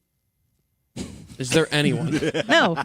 There's no reason to tell someone There's that. no one. No. It can't, not even like your brother or sister. What is the reason why you tell someone that? Like, Yeah. what is the end game of being like, I just need you to know, and I'm your friend. No, so just I'm gonna tell you the truth sometimes you here. just got to be you on gotta the fuck me, baby. Sometimes you just got to be on the same page with The people. only No, you don't. time that's appropriate is if it's your spouse and you guys are like, look at this thing we God, created our baby's together. kind of ugly. Like, let's look back on this baby and be like, he's much cuter now.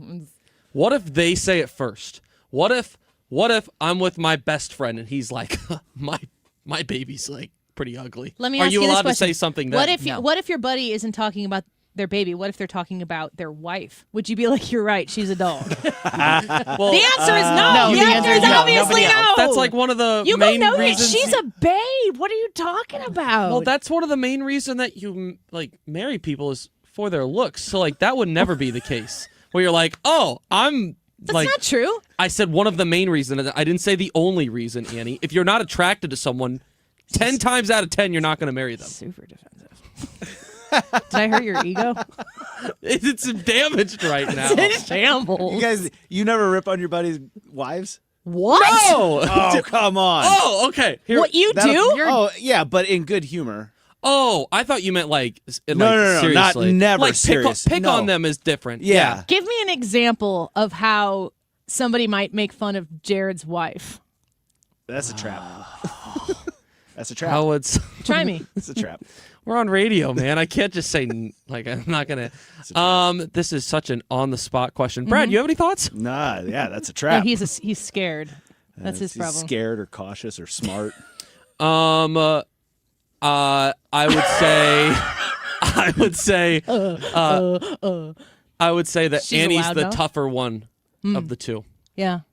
And that as a result, Jared You're knocking on Jared. Jared's Yeah. a weakling. That That works. would be So that you would be- use like- me as a way to insult your buddy in your bro insult way.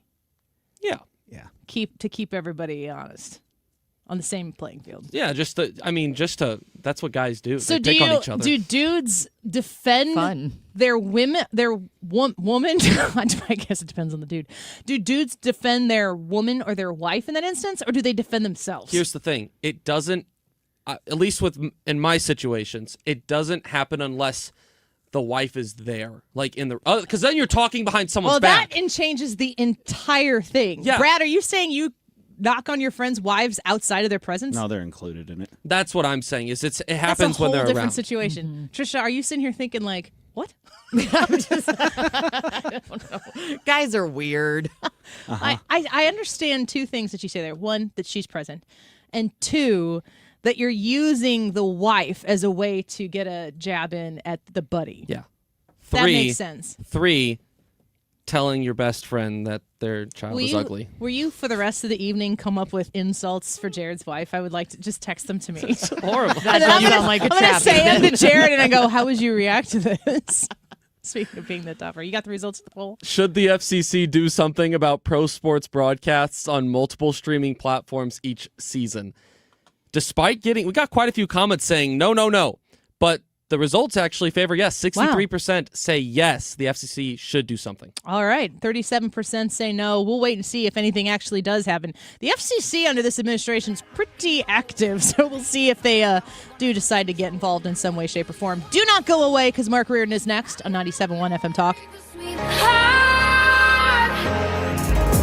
Time now for today's Spotlight on Money, sponsored by Ethos. The income tax deadline is passed, and there's no time like the present to prepare for next year. The more organized you are, the easier the process of filing taxes becomes. Elizabeth Buffardi, founder of Crescendo Financial Planners, says a master list of all income sources and documents is the best gift you can give yourself and your tax preparer. And you'll be able to mark things off quick and easy. I'm Rob Hart.